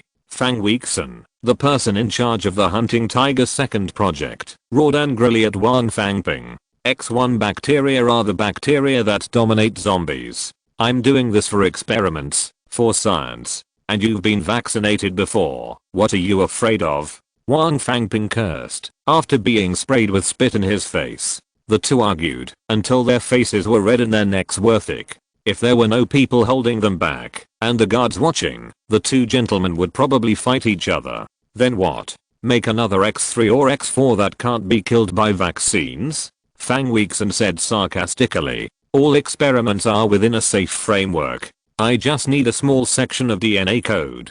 You are completely distrustful and prejudiced against life sciences. Haha, X1 bacteria were detected on the touchpad of the laboratory's quantum computer. Do you think this is within a safe framework? Fang Weixin said angrily. Due to the limited scientific research equipment in the shelter, there is only one laboratory-level quantum computer, and this thing is an indispensable device in scientific research in the 22nd century. Many overly complex calculations and data models can only be completed by it. Although the Fishbone base has offered a reward of 50,000 subcrystals for this experimental level quantum computer in the 6th block, it is a pity that no one has found it so far. So the 17 scientific research teams in the shelter are all sharing this quantum computer. Oh my god, which asterisk touched the keyboard without washing his hands? I will check it out later, but you are, boss. Just as he was about to argue with his colleagues, Wang Fangping found Jiang Chen who was standing next to them and quickly stopped talking. Seeing Jiang Chen, the people surrounding the corridor immediately dispersed. What's going on? Wang Fangping hurriedly explained to Jiang Chen before Fang Weixin could. This is what happened. Because the power generating seaweed project has hit a bottleneck, I asked the guards to go outside and collect a tube of tissue cells from the back of the zombie's neck, which is the X1 bacteria. X1 bacteria? What does this have to do with power generating seaweed? Jiang Chen asked with some surprise. Because the photosynthesis efficiency of X1 bacteria is very high. In order to improve the solar energy conversion efficiency of power generating seaweed, my researchers have proposed a possibility to implant the DNA related to chloroplast in the nucleus of X1 bacteria into the power generating seaweed being developed. What if the seaweed shows similar characteristics to X1 bacteria? Fang Weixin interrupted with a sneer. Damn, this is a big problem. Fang Weixin's words scared Jiang Chen. At first, he didn't think there was anything wrong with Wang Fangping doing this. Scientific research must pursue results by any means. But when he thought that this thing had to be brought into the real world to be cultivated, he was immediately scared. He didn't want to stage a biochemical crisis in the world. This is impossible. You don't understand genetic technology at all. Wang Fangping's face turned red with anxiety. But I understand the technical risks. Fang Weixin flatly rejected Wang Fangping's point of view. Okay, stop arguing. Jiang Chen interrupted the argument impatiently. The two immediately shut up.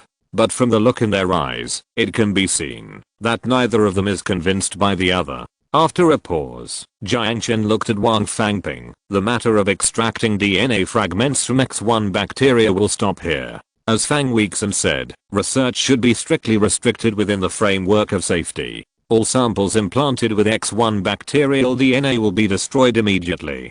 Yes, Wang Fangping said with a frustrated look on his face. Having the upper hand, Fang Weixin raised the corners of his mouth proudly. Patting him on the shoulder, Jiang Chen comforted him in an encouraging tone. It's good to boldly put forward innovative ideas, but you must not ignore the risks. By the way, this is a mass-produced sample of the improved nutritional mixture. You can take it for testing to see if it is up to standard. Although Wang Fangping felt frustrated because his research results were rejected, he was not a narrow-minded person. He took a deep breath and recovered from his depressed mood. Okay. Wang Fangping took the nutritional mixture from Jiang Chen and turned to leave. Then Jiang Chen turned to Fang Weixin. In the future such things should be reported to the camp, not solved privately. I'm not a rough person. What problems can quarreling solve? Yes. Fang Weixin said somewhat embarrassedly. This kind of internal conflict can only be resolved by hitting each other with a stick, and Jiang Chen couldn't think of any good way to coordinate the relationship between scientific researchers. Let's not talk about this anymore. I heard that the design of the Jag Tiger II has been completed, so I came to see it. Can you show me the data model? Of course. Please follow me. When Jiang Chen asked about the research project, Fang Weixin immediately became energetic and walked towards the laboratory computer room in a vigorous manner. Following Fang Weixin to the computer room, Jiang Chen saw the legendary quantum computer. This computer is very similar to the game console he picked up from Shelter 05, but its computing power is obviously one level higher than that of the hybrid algorithm supercomputer. The chassis is the size of a van, and interfaces of various sizes are densely distributed on the surface of the shell. From the appearance alone, this quantum computer is unexpectedly simple, but from the cautious look of Fang Weixin when operating on the touchpad, you can see how precious this thing is. Soon, a faint blue light emerged from the holographic device on the side, weaving into a miniature model of the Jag Tiger II. Unlike the historical Jag Tiger, this Jag Tiger II has a turret design. It is 10.7 meters long and 4.1 meters wide, and the body is rectangular. The turret is located at the rear of the body, and the end of the gun barrel is flush with the front armor of the body. It weighs 63 tons, and the armor material is A-type steel. This Jag Tiger II is positioned as a tank destroyer on the battlefield, and it also serves as a support for artillery, so its defense is mainly concentrated on the front armor and turret armor. In addition to a main gun, there is also a 10mm heavy machine gun welded on the top of the turret to attack approaching targets. Of course, words alone cannot reflect its actual combat effectiveness, so I'd better take you to see it. After briefly introducing the various parameters of the Jag Tiger II to Jiang Chen, Fang Weixin pressed a button on the touchpad again. The holographic image changed, and a desert appeared at the bottom of the Jag Tiger II. The 7 pairs of road wheels under the steel armor began to rotate, and the Jag Tiger II began to move at full speed in the desert. The scenery began to change, from desert to city, and from city to jungle. This is a model made to simulate the physical environment in reality. Basically, the combat performance of the tank is truly restored on this holographic image. Next, I will demonstrate the actual combat effect of the Jag Tiger II for you. Looking at the surprised expression on Jiang Chen's face, Fang Weixin proudly pressed a button on the touchpad. A line of large words appeared on the holographic image. Actual combat simulation. The scenery changed again, and the model of the Tiger II reappeared in the open desert environment. At the same time, 4 soldiers carrying the Poison Python anti-tank rocket launcher appeared in 4 different directions around it. 4 rockets were fired at the same time, hitting the front, side, rear armor and turret of the Tiger II. Fire burst, but when the smoke cleared, only the rear armor of the Tiger II was damaged to a certain extent. Jiang Chen had seen the power of the Poison Python rocket with his own eyes. The chieftain main battle tank that was destroyed in the Civil War had a big hole in its front armor. Although he did not experience that war, he had seen it all in the cached footage of the drone from the launch of the rocket to the hit. Whether facing individual anti-tank weapons or other tanks' main guns, the Jag Tiger II has a certain self-protection ability. Of course, since its battlefield positioning is not a main battle tank, I do not recommend pushing it to the front line to fight other tanks. Fang Weixin then demonstrated to Jiang Chen the survivability of the Jag Tiger II against several other pre-war tanks, which was generally very good. Except for the Type 52 particle cannon of the Prowler tank, most tank-level kinetic weapons can be resisted by the front armor. As for the power of the Type 50 electromagnetic cannon, since Jiang Chen has seen it many times, Fang Weixin did not demonstrate it. Compared with the original truck-backed cannon Jag Tiger, the only improvement of the Jag Tiger II is the armor, and the main gun has not been changed. How is it? Are you satisfied with this Jag Tiger II? In fact, Fang Weixin has already got the answer from Jiang Chen's face, but he still asked proudly. Compared with Wang Fangping's smoothness, Fang Weixin is more outgoing in character, and he treats people with a hint of arrogance of a high-tech talent. Although he restrained himself when facing Jiang Chen, the dictator, he would occasionally show his faults unconsciously. But Jiang Chen didn't care. As for talents, as long as the shortcomings were not excessive, he could tolerate them. Haha, very satisfied. What about the production costs? Jiang Chen smiled with satisfaction. It's all listed in this table. Fang Wei first handed Jiang Chen a graphene card. 101 tons of iron ore, 10 tons of aluminum ore, 2.1 tons of tungsten ore. The first few were easy to deal with, but the long list of rare earth minerals at the end gave Jiang Chen a headache just by looking at it. The problem of rare earth resources really needs to be solved as soon as possible. It is really too difficult to rely solely on resource recycling to fill the gap in industrial demand. Chapter 370, Scarce Quantum Computers. After returning to the surface, Jiang Chen immediately found Zulu and explained his idea about seabed mining to her. Seabed mining? Zulu looked at Jiang Chen in confusion. The minerals that have been discovered on the Earth have basically been mined out. Even if there are still undeveloped mineral deposits in the mantle below the Moho surface, or in the deep sea thousands of meters below, it is difficult to carry out mining due to the high mining cost and serious damage to the geological environment. In addition, due to the emergence of space elevators, which has greatly reduced the cost of aerospace, the mining technology in the 22nd century has basically begun to develop in the direction of space mining. It can be said that in the 22nd century, seabed mining is a technology that has been eliminated by the times, just like thermal power generation. Yes, seabed mining technology, it is best to be automated. Can it be done? Jiang Chen asked. It can be done. After all, those are all obsolete technologies. Are there mineral deposits in the coastal area of Wanghai City? Zulu asked in confusion. Don't worry about it. I will make other arrangements for where to mine. Jiang Chen smiled. Seeing Jiang Chen said so, Zulu nodded. Well, I will set up another research project team to be responsible for the restoration of seabed mining technology. However, there is only one quantum computer now. If we add another research project team, I'm afraid it will slow down the research and development efficiency of other research projects. Jiang Chen was slightly stunned. He was not in the field of scientific research, and he did not quite understand the reliance of scientific research on quantum computers in the 22nd century. In fact, many people born after the war also did not understand it very well, but Zulu was born before the war, so she knew a little bit.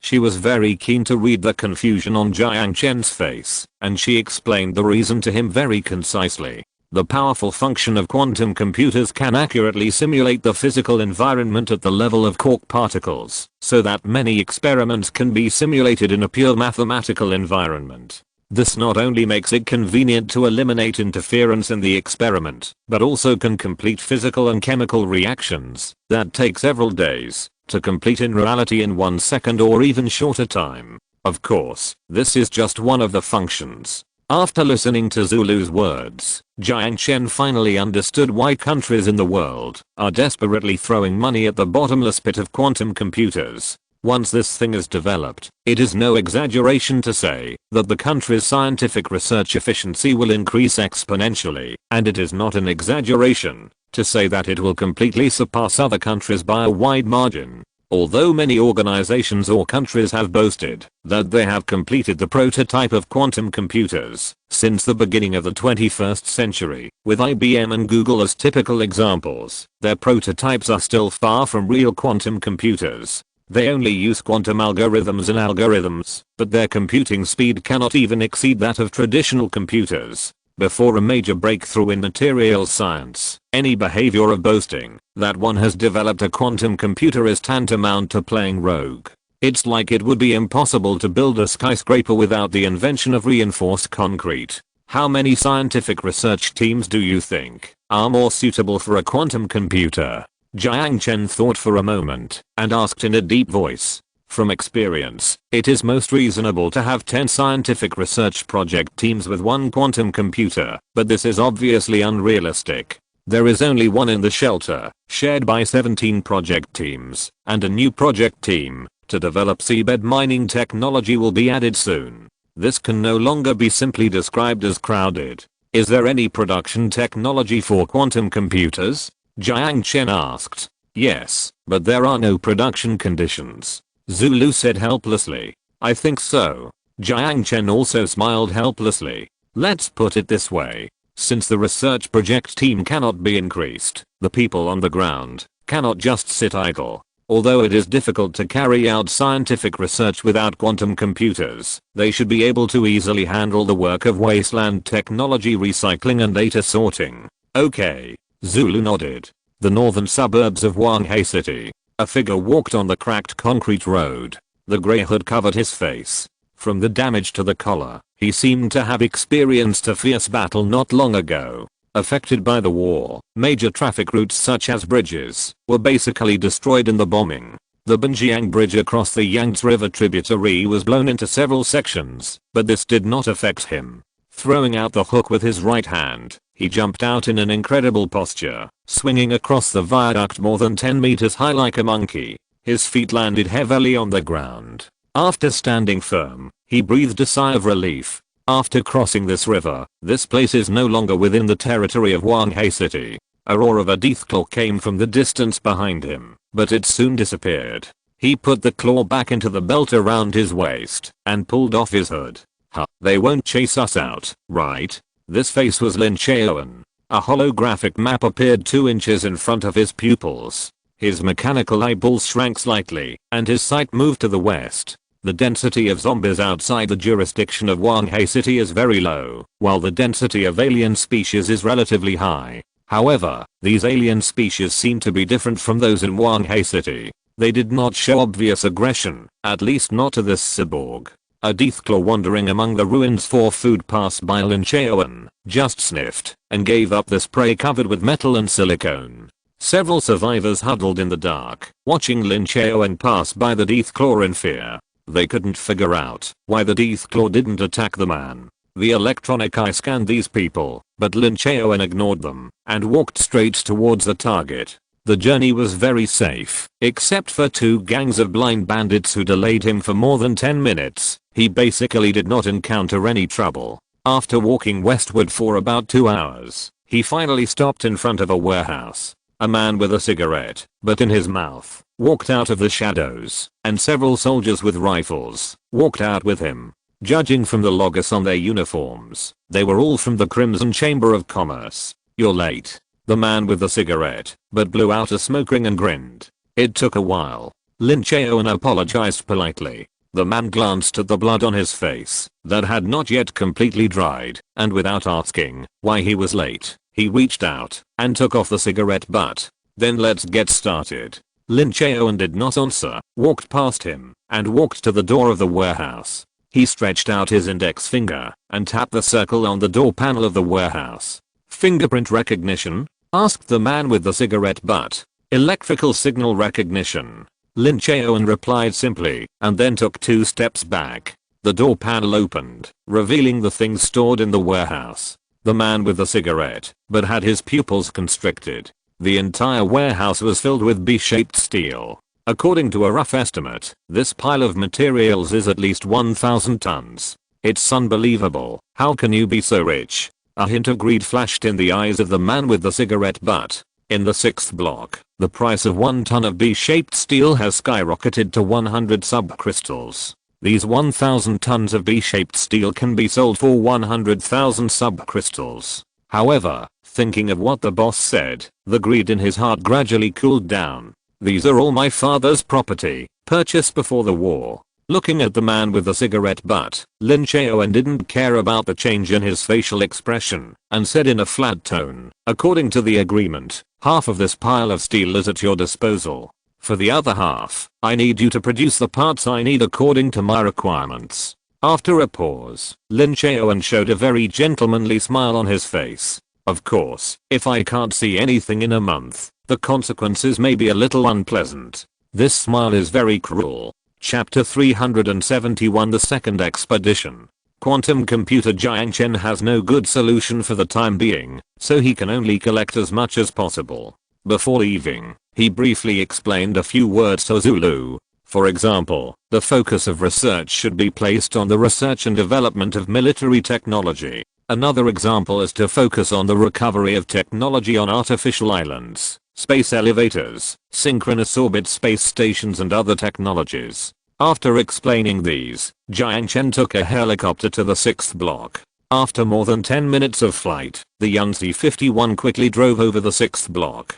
Looking down from the sky, this 6th block is indeed different from before. After Chunan became the acting marshal, he strictly restricted the military discipline of the garrison, and at the same time, continued the free trade bill of the 6th block 10-man committee era. Even in the position of the military government's dictatorship, he never exercised illegal power. Even compared to the committee era, the military government he led was more fair than before. As for the benefits of doing so, they are also very obvious. Not only the survivors of Wanghai City, but even the survivors of neighboring cities have migrated to the 6th block. While they brought labor, they also brought the technology that the 6th block lacked. High-rise buildings in the inner circle rose from the ground, and the buildings in the outer circle were obviously much more prosperous.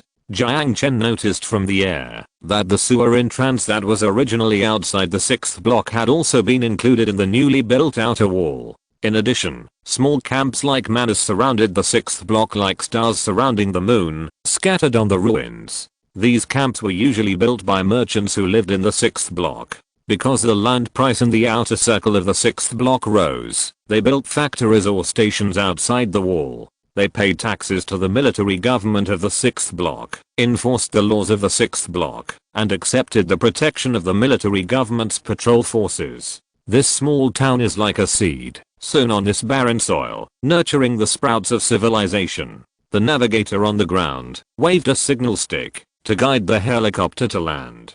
Standing steadily on the tarmac, Jiang Chen jumped out of the cabin and saw Chunan, who was waiting at the door. As soon as the young C-51 appeared on the radar, Chunan received the news and rushed over. Long time no see. How long has it been? Jiang Chen greeted this old friend.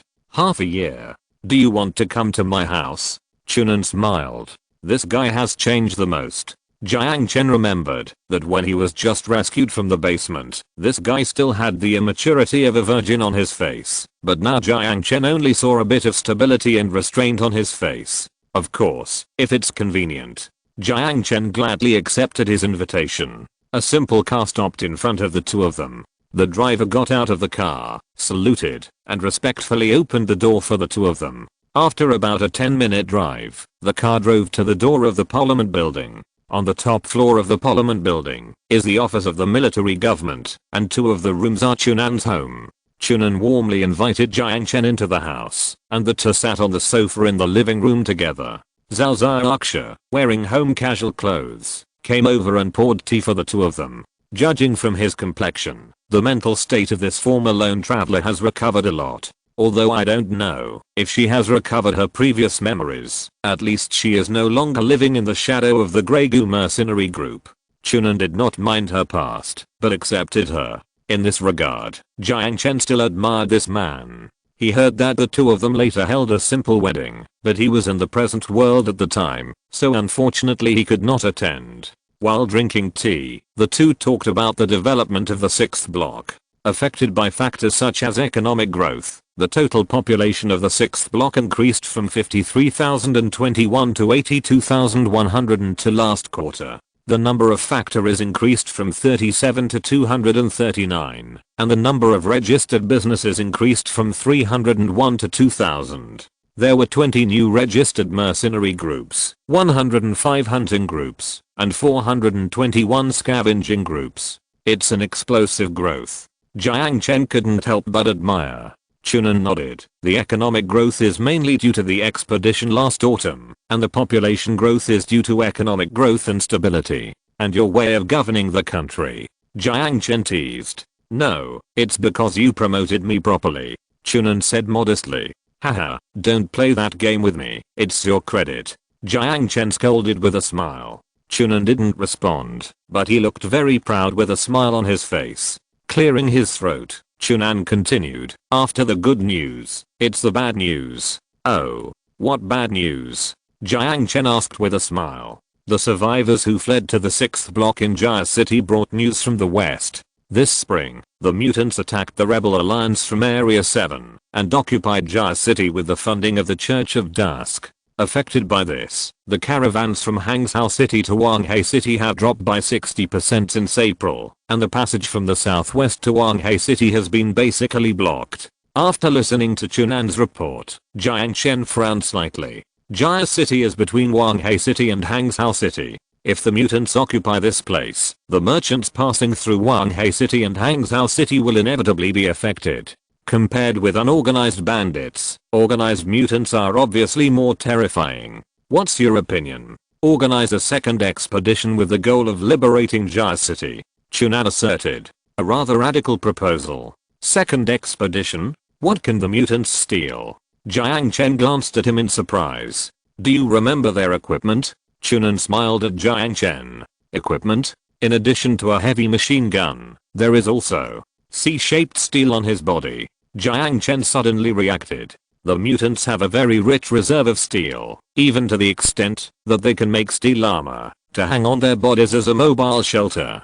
The last expedition to the source of mutant bacteria brought subcrystals here and ignited the industrial fire of the 6th district. And this expedition will bring steel that will completely ignite this industrial fire. It must be said that this proposal is very attractive. Although Jiang Chen can solve the problem of iron ore, smelting C-shaped steel requires more than just iron, but also a lot of rare earth element. The mutant's C-shaped steel is ready-made, so it is certainly good to use it. When are you going to act?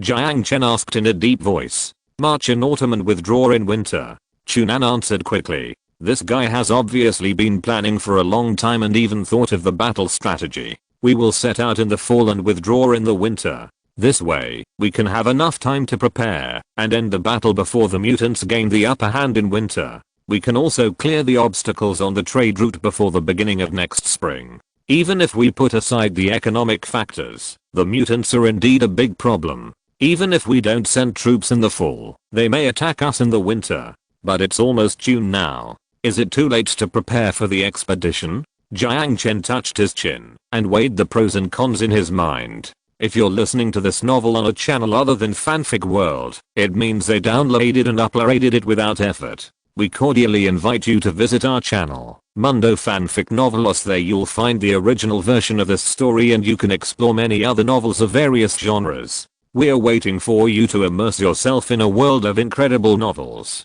Chapter 372 Shell Valley. If we send out troops, what are the chances of winning? Jiang Chen asked in a deep voice. Jiang Chen thought Chunan would give him a definite answer, but he shook his head. It's hard to say. Why? Jiang Chen asked. Based on the current command system, it will be difficult to win, even if more soldiers are mobilized. Chunan said bluntly without any hesitation. Reform the command system. Do you have any good suggestions? In fact, Jiang Chen had been thinking about this issue before he went back last time, but he had no idea. He had almost planned the reform of the administrative system, but for the military. To be honest, he was a military blind man except for playing a few real-time strategy games. I don't know much about command either. Didn't you capture an army colonel? She must know more than all of us. Chunan said. A flash of embarrassment flashed across Jiang Chen's face, and his eyes drifted to the side. Ahem. She has not given up her loyalty to the organization. Chunan frowned slightly and asked thoughtfully, it should be impossible. Is there something wrong with the chip? Do you want me to help you? No, I'll do it myself. Jiang Chen quickly refused. Chunan was slightly stunned, as if he understood something, and looked at Jiang Chen ambiguously. Excuse me, but it is not advisable to have sympathy for a captive. Her knowledge is very important to your career. I hope the marshal will consider it carefully. I will. Jiang Chen replied vaguely, I will solve the command system reform as soon as possible. Do you have a plan for the expedition? Seeing that Jiang Chen did not intend to continue on this topic, Chunan also tactfully stopped talking and replied, of course. First of all, in terms of war supplies, we can issue war bonds through the 6th block bank, publicly raise war funds, and agree to repay with supplies seized from mutants. Then use the funds raised to place orders with major arms factories, purchase weapons, equipment, and ammunition, and inject vitality into the nearly saturated military industry market. On the other hand, this fund will also be used to hire mercenaries and hunting groups, pay the salaries of conscripted soldiers, etc. This is a good idea, Jiang Chen praised. After a war, not only does it not cost a penny, but it can also make a lot of money. Using the people's money to pay for the armaments of the Fishbone base, and using arms orders as a lever to leverage economic development, Chunan's move is indeed a brilliant one. How about mobilizing soldiers? How many people can be mobilized?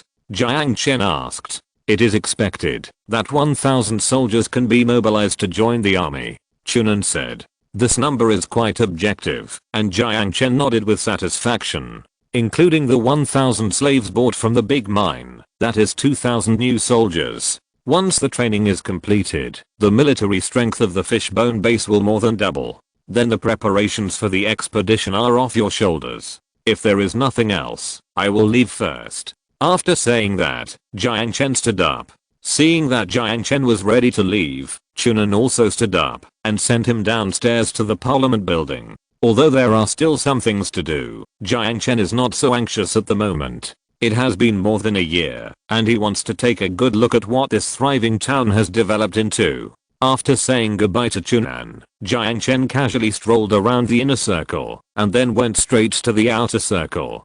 Compared with a year ago, this place is indeed much more prosperous. The buildings on both sides of the street have basically been renovated, and many have even been demolished and rebuilt into 3 or 4-story buildings. If you just stand here and don't look up at the yellow-green radioactive dust, you really can't feel the atmosphere of the wasteland.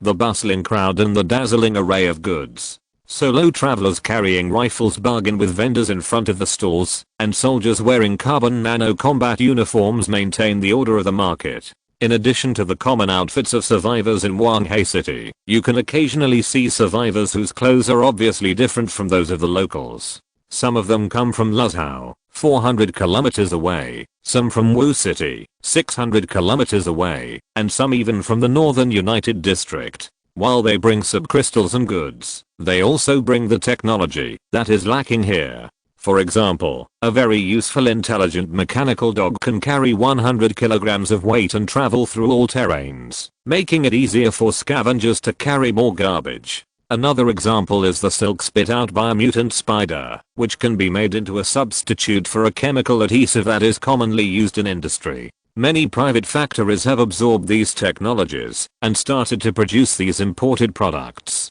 The former slums have been razed to the ground and replaced with apartment buildings. Most of them are private properties, and a small part are shelters owned by the military government. There are no longer malnourished prostitutes soliciting customers on the street. Instead, there are legally operated entertainment centers and well-dressed special workers. There are no longer refugees who eat and wait to die on the streets. Anyone with healthy hands and feet can find a job in the 6th district. If there is any difference between here and a year ago, it is probably civilization. Don't miss it if you pass by. Fresh shell grain. Come and take a look. The shout of a hawker attracted Jiang Chen's attention. The not so spacious store was crowded with onlookers. Two mercenary dress guys helped him carry bags of packaged grain to the wait. The hawker in animal skins shouted while taking the customer's money and then handed a bag of shell grain to the customer. Shell grain?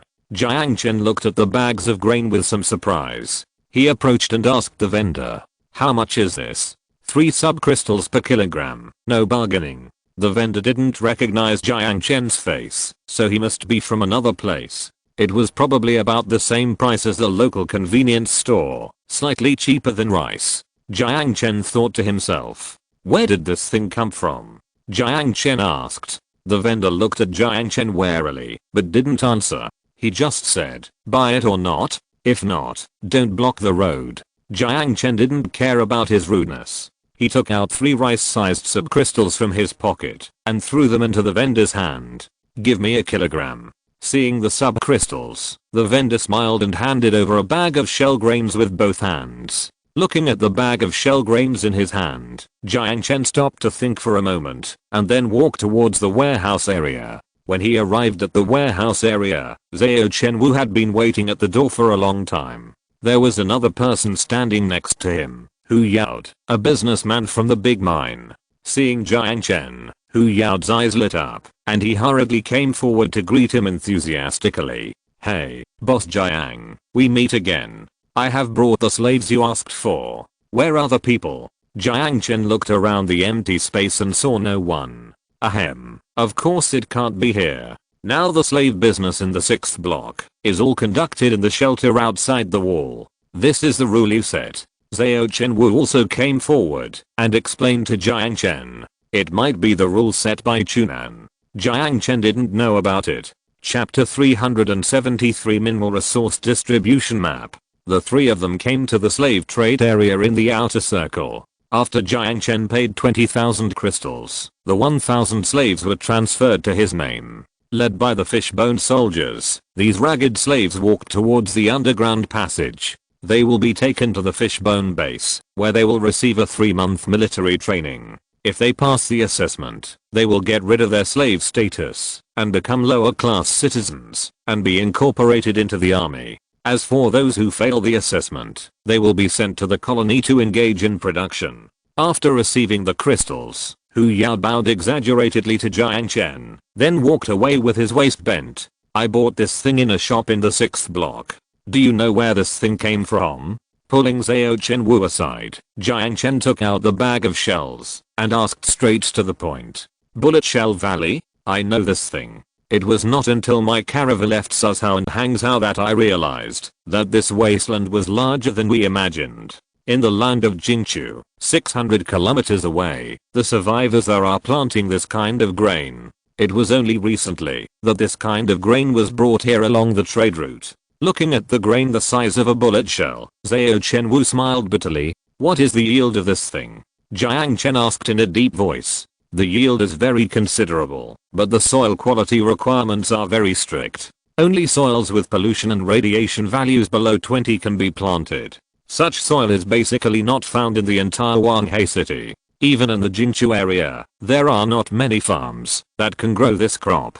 Although it can be planted using CNC planting towers, the cost will be very high. At this point, Jiang Chen paused and reached out to grab a few grains from the bag of bullet shell valley. This kind of shell grain starch is mixed with several special plant proteins, so the structure is relatively tight. If it is steamed into rice, it is usually rotten on the outside, but the inside may still be raw. So this kind of shell grain is usually ground into flour and then made into bread or biscuits with butter, made from a kind of alien meat, or simply used to make wine. My caravan saw these things in Wu City, and when I saw that they could produce food, to be honest, I was surprised. I originally thought that only the Northern Union District and some shelters could produce food, but I didn't expect that someone would find this edible mutant crop.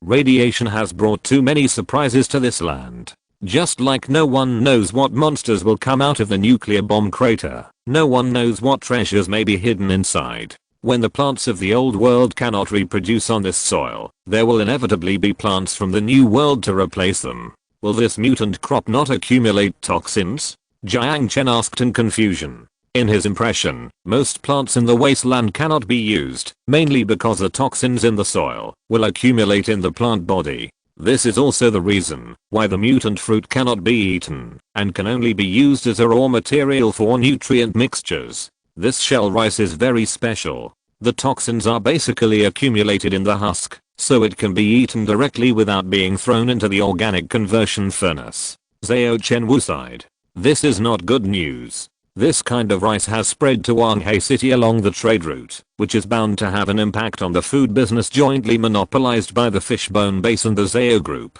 Although this thing is not as good as white rice in terms of taste and flavor, it is still a substitute for the poor who can't afford rice. Seeing that Jiang Chen fell into silence, Jiang Chen tentatively proposed.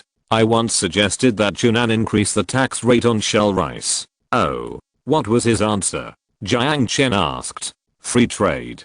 Jiang Chen spread his hands helplessly. He has the same idea as me. Jiang Chen smiled. Well, after all, this is your business. Seeing that Jiang Chen was not moved, Jiang Chen sighed and didn't insist.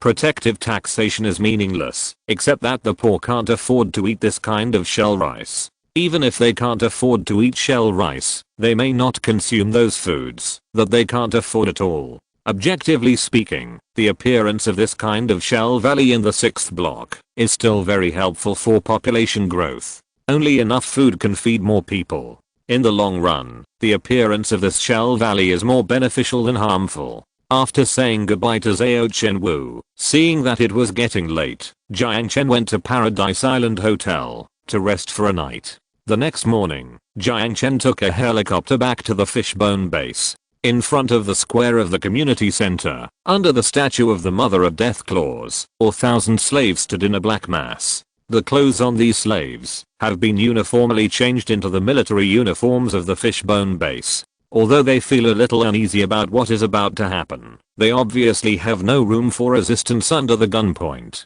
Cheng Weiguo was standing on the temporary reviewing stand, giving a speech to these new recruits, and reading out the rules of the Fishbone Base and the training plan for the next 3 months. After bypassing the square, Jiang Chen went directly back to the villa, and went to Yao's room. The bedroom door was open. When Jiang Chen walked in, the little Lali was sitting at the table fiddling with a mechanical helmet. Ah, big brother is here, what's up? Yao's eyes lit up when she noticed Jiang Chen. She took off the welding mask on her face with a whoosh and turned around happily. Her legs, like lotus roots, kept swinging on the edge of the chair, and her light pink skirt made her look quite soft. Well, it's just a little something. What is this? Jiang Chen said with a smile as he stepped forward and rubbed her little head.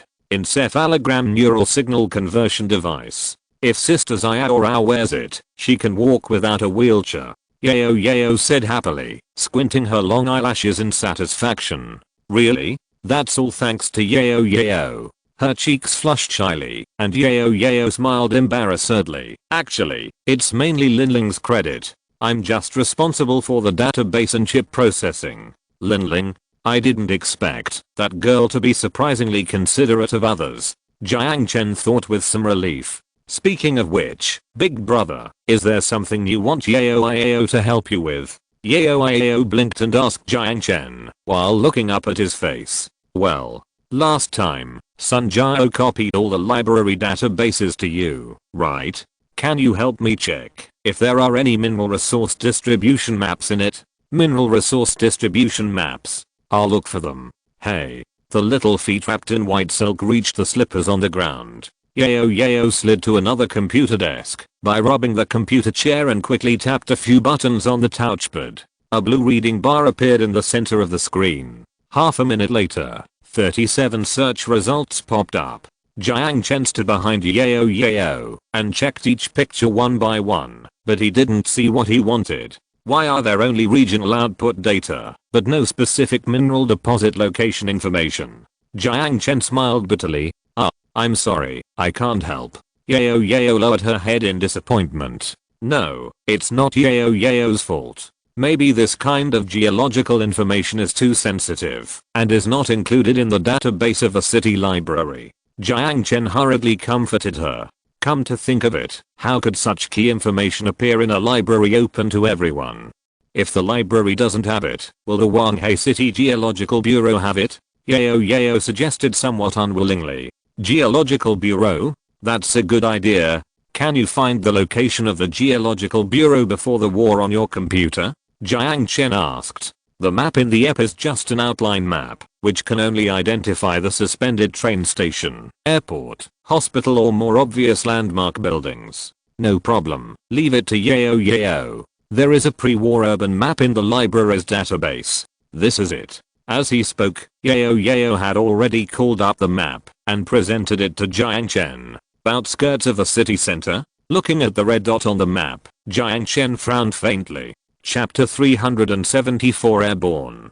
The helicopter engine roared. Sitting in the cabin, Jiang Chen was doing the final check on his equipment. What he was wearing at the moment was the newly made T4 power armor prototype. With its jet black paint and thick front armor, this armor known for its defensive power looked much more reliable than the T3. The weapon system is normal, the power system is normal. The cursor flickered, and Jiang Chen skillfully checked the various instruments of the power armor. Although the operating interface of this T4 is slightly different from that of the T3 in some details, it is generally the same. The cursor in the field of vision moved with the focus of the pupil. After confirming that all systems were operating normally, Jiang Chen grinned at the T3 power armor opposite him. Of course, he knew she couldn't see it through the iron box. Are you a child?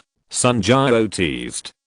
Remember to turn off the communication channel next time you giggle. Sun Jiao continued to complain mercilessly. Yao, who was sitting next to Jiang Chen, covered her mouth and laughed secretly. Although she was not wearing power armor, she still had a headset on her ear, so she could hear the conversation between the two. Zhao Gang, wearing carbon nano armor, held a ghost sniper rifle and sat there without saying a word. From his expressionless face, Jiang Chen couldn't tell whether he had no reaction or was trying to hold back a laugh. As for the other soldiers wearing two power armors, Jiang Chen guessed that they didn't dare to laugh either. Yao, put on your protective clothing. Sun Jiao instructed. We were about to enter the high radiation area. Yes. Yao took out the grey one-piece protective clothing from under the seat, stepped into it, and slowly put it on. The mission goal was simple, to airdrop to the Geological Bureau to obtain data, and then evacuate by helicopter. Combat units. 4 power armors, a sniper, and a hacker. In the city center, where the zombie density is high, the advantage of numbers is useless. Because no matter how many people there are, they can't be more than the zombies, unless you send an army to crush them. Of course, it's obviously unnecessary to go to war, just for a resource distribution map. Because of the welding of the Type 50 electromagnetic gun, the carrying capacity of this Yunzi 51 can only carry 6 power armors, excluding crew members. Since the weight of the T4 is nearly twice that of the T3, it is already a stretch to squeeze these 6 people in. Considering that this operation may encounter death claws or more difficult alien species, the combat effectiveness of the people carrying out this operation must not be too low. However, the trouble is here. Although there are many soldiers in the Fishbone base, they are basically all slaves. Although they have received military training, the training is basically conventional combat. Although the survivors in Kingpo are all experienced in hunting alien species, Jiang Chen has never taught them how to operate power armor. Considering the information security level of the Geological Bureau, Yao must keep up. Although this little girl is not very old, she originally has a good talent for computers. After more than a year of eagerly absorbing knowledge, her hacking skills are now second to none in the entire base. Although Sun Jiao opposed Jiang Chen, the leader, to follow, and said that she would protect Yao's safety, just like every time she pried into the vault. But Jiang Chen was still worried. After all, this place was close to the city center, and the risk level was naturally not comparable to that of the bank in Kingpo, so he still insisted on following. We have reached the target location. The driver's voice sounded in the public channel. I'm the first one. Zhao Gang stood up from his seat, took off the slow descent backpack on the cabin wall, and threw it behind him, and walked towards the cabin door. The cabin door opened, and the airflow rolled in. Yao held Jiang Chen's hand tightly, and narrowed her cute big eyes. Zhao Gang bumped fists with the gunner in the cabin, and then jumped down without delay. He would land on the top of the skyscraper 1,000 meters away from the Geological Bureau, providing sniper support to the team, while guiding air artillery support. The cabin door was not closed, and the helicopter continued to fly forward for 1,000 meters, and then hovered directly above the Geological Bureau. Ready to go. Jiang Chen shouted in the public channel, then squeezed Yao's little hand, stood up and walked to the cabin door. First time parachuting? Sun Jiao asked in the private channel. I've jumped countless times in the virtual reality training ground. Jiang Chen grinned, then followed the steps of the person in front of him, and jumped down from this 1,000-meter height. The biting cold wind swept across the surface of the armor, and the roar of the airflow whistled in his ears. Unlike the training in virtual reality, there is no reload here, and there is no chance to start over if you fail. Altitude 900 meters. Sun Jiao's calm voice came from the public channel. 700 meters. 500 meters. Turn on the slow descent device. Almost at the same time, Jiang Chen suddenly turned on the vortex engine behind him. The dark blue arc of light sprayed out, quickly pulling the momentum of the power armor falling at high speed. The scenery on the ground gradually enlarged, and through the mask, Jiang Chen had already seen the group of zombies wandering densely on the street. Nearby is the airport, which was a high traffic area before the war. Those dead bodies, that have not been cleaned up in time, are all hotbeds for X1 bacteria to parasitize. The output power of the vortex engine has been running to the maximum. Jiang Chen adjusted his landing posture, and stepped heavily on the ground. Boom. Cement chips flew everywhere, and 2 pits were trampled out of the cement road. The zombies looked over in a daze, and then their eyes gradually became bloodthirsty. Although daytime is not their home ground, it does not mean that they will let go of the living things in their mouths. Not daring to stop, Jiang Chen raised his left arm without hesitation, and swept down the zombies that pounced on him like a hammer. The triangular barrel rotated, and bullets flew out like raindrops, instantly sweeping down a large number of zombies around. At the same time, the other 3 power armors also landed one after another. Invade the Geological Bureau. As soon as she stood firm, Sun Jiao immediately ordered. Understood. 3 responses sounded, and the 4 people quickly rushed to the Geological Bureau. Because it was located on the outer edge of the city center, the extent of the damage to the building was uncertain, and the landing point of the power armor could not be chosen on the roof of the Geological Bureau. At the same time, considering the threat of alien species with long-range attack power such as throwers and acid worms, the helicopter could not get too close to the ground, so the 4 people could only airdrop on the street in such a rough way. Rushing into the gate, Jiang Chen, who was responsible for the rear guard, kicked the few zombies that chased them to the ground, and flew across the street. He raised his machine gun without delay, and raised his hand to sweep a volley of bullets at the zombies. At the same time, 1,000 meters away, Jiao Gang lay on the roof, aiming his crosses at the zombies rushing towards the Geological Bureau. In the field of vision, a 3-meter tall thrower with slender legs and a huge belly sprinted 2 steps crookedly towards the entrance of the Geological Bureau, and then threw out the zombie lava in his hand. The baby-sized zombie rushed towards Jiang Chen like a cannonball, but was dismembered into several pieces by the bullet in the air. 1,100 meters of dense position. Jiao Gang took a deep breath and pulled the trigger. Bang! After crossing a distance of 1,100 meters, the sniper bullet pierced the thrower's neck without any suspense. Black blood splattered everywhere, and the thrower died instantly. At the same time, his stomach burst open, and young zombies emerged from it in a twisted posture, emitting a shrill scream. This is one of the most difficult monsters in the city center.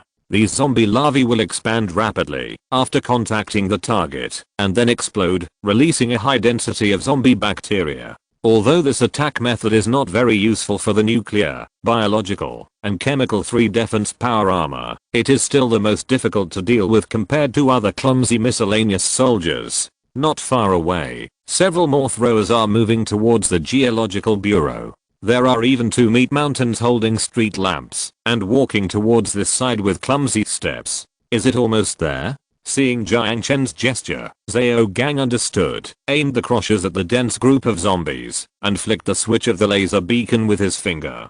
10-kilogram mass bomb is loaded. Fire, Jiao Gang said in a deep voice. Accompanied by a blast that penetrated the sound barrier, a mass bomb fell from the sky and hit the center of the zombie group.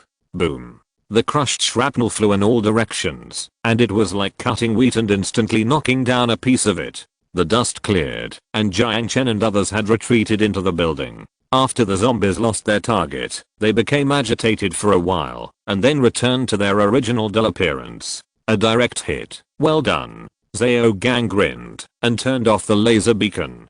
Just as planned, this mission was not difficult. Chapter 375 Underground Data Center. Jiang Chen went directly to the roof through the stairs and placed the airborne beacon on the relatively flat open space. About a quarter of an hour later, the slow descent backpack on her back sprayed a faint blue flame, and Jiao, wearing a chemical protective suit, slowly floated down from the sky. Since it was her first time parachuting, the little girl was still tense after landing. Knowing that Jiang Chen helped her take off the backpack on her back, her pale face was slightly red. Okay, we are in place, ready to go. After observing the group of corpses on the street that had returned to peace, Sun Jiao took out the tactical rifle from her waist and ordered on the public channel. Got it. The 3 people including Jiang Chen also pulled out their rifles and loaded them with a click. Don't be afraid, follow me closely. Jiang Chen comforted the little girl in the private channel. Yeah. Yao's cheeks were slightly red, and she took a few steps forward and followed Jiang Chen. This feeling of being overprotected made her feel dizzy and happy. Although it was not her first time to go out on a mission, it was her first time with Jiang Chen. The interior of the Geological Bureau is very spacious, with a transparent spiral staircase leading to the bottomless underground. Just from this staircase, Jiang Chen felt the designer's deep malice. This is simply to make things difficult for people with acrophobia. Of course, what he didn't know was that such stairs were usually decorations. In the highly electrified 22nd century, few people would choose such backward tools as stairs. This downward extending architectural style is very common in the 22nd century. In order to cram more than 10 billion people into Pan-Asia and retain arable land for production, it is an inevitable choice of history to open up living space downward. The rich live in skyscrapers, and the poor live in the foundations of skyscrapers. This is the livelihood of various countries before the war. I'm getting off topic. Yao, who has no fighting power, stayed in the middle of the team, while Jiang Chen, wearing a T4, stood at the front of the queue, holding a rifle to guard the dark area. Why do you think there are no zombies in this kind of building?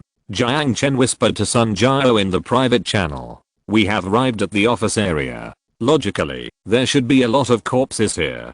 2 possibilities. One possibility is that the people in this building evacuated in time before the war, and the other possibility is that this may be the nest of some alien species. Sun Jiao used a tactical flashlight to scan the black area on the third underground floor and said in a relaxed tone, "Which possibility do you prefer? There are no corpses. It should be the first one."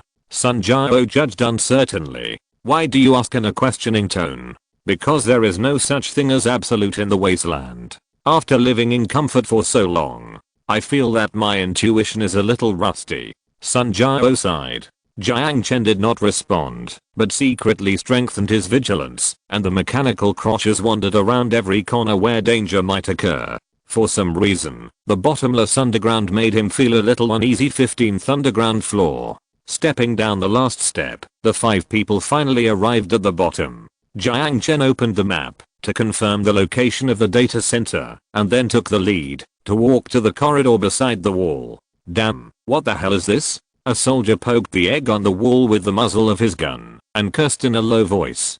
"Don't touch it." Sun Jiao scolded on the public channel, and the soldier immediately retracted his gun. "What is that?" Shining the flashlight over, Jiang Chen stopped and frowned at the rows of overlegs the size of watermelons on the wall. Sun Jiao walked forward and observed carefully.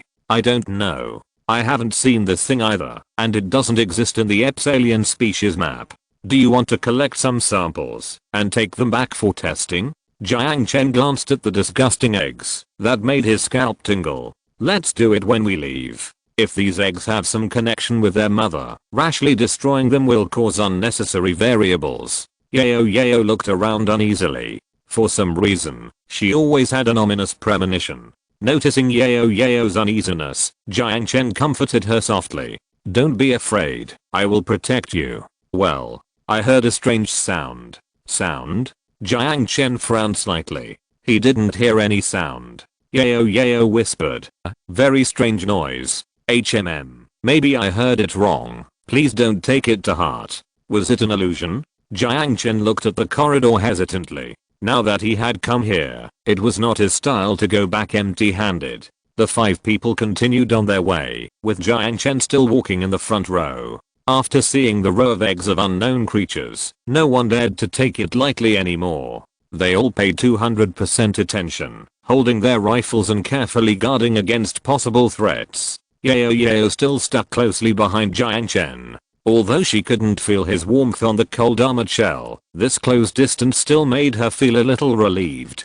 "Damn, there are these eggs everywhere." A soldier cursed inwardly, pointing his gun at the glass of the corridor window. The flashlight under the gun illuminated the dark room, which was full of rows of huge egg masses. "Try not to alarm them, and make a quick decision."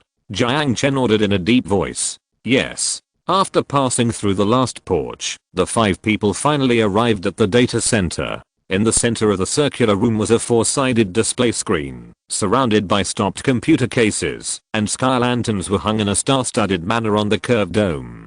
The ground was littered with paper documents, fragments of silicon touchpads, and ash that made a creaking sound when stepped on. After entering the room, Yao stretched out her little hand and gently pressed on her left chest. The sound was getting closer. For some reason, the faint noise made her feel a little uncomfortable. She was about to say it, but she gritted her teeth and held it back. Although she enjoyed Jiang Chen's concern for her, she subconsciously didn't want him to treat her like a child who needed to be cared for everywhere.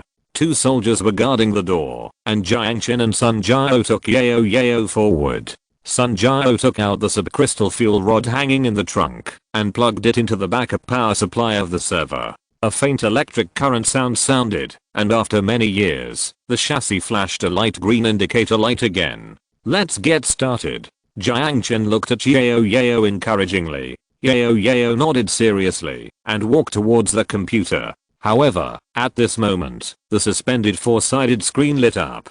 A familiar face appeared in the center of the screen. "It's really unexpected that we meet again." Looking at Jiang Chen's astonished face, Lin Cheoan said with a smile. End of this chapter.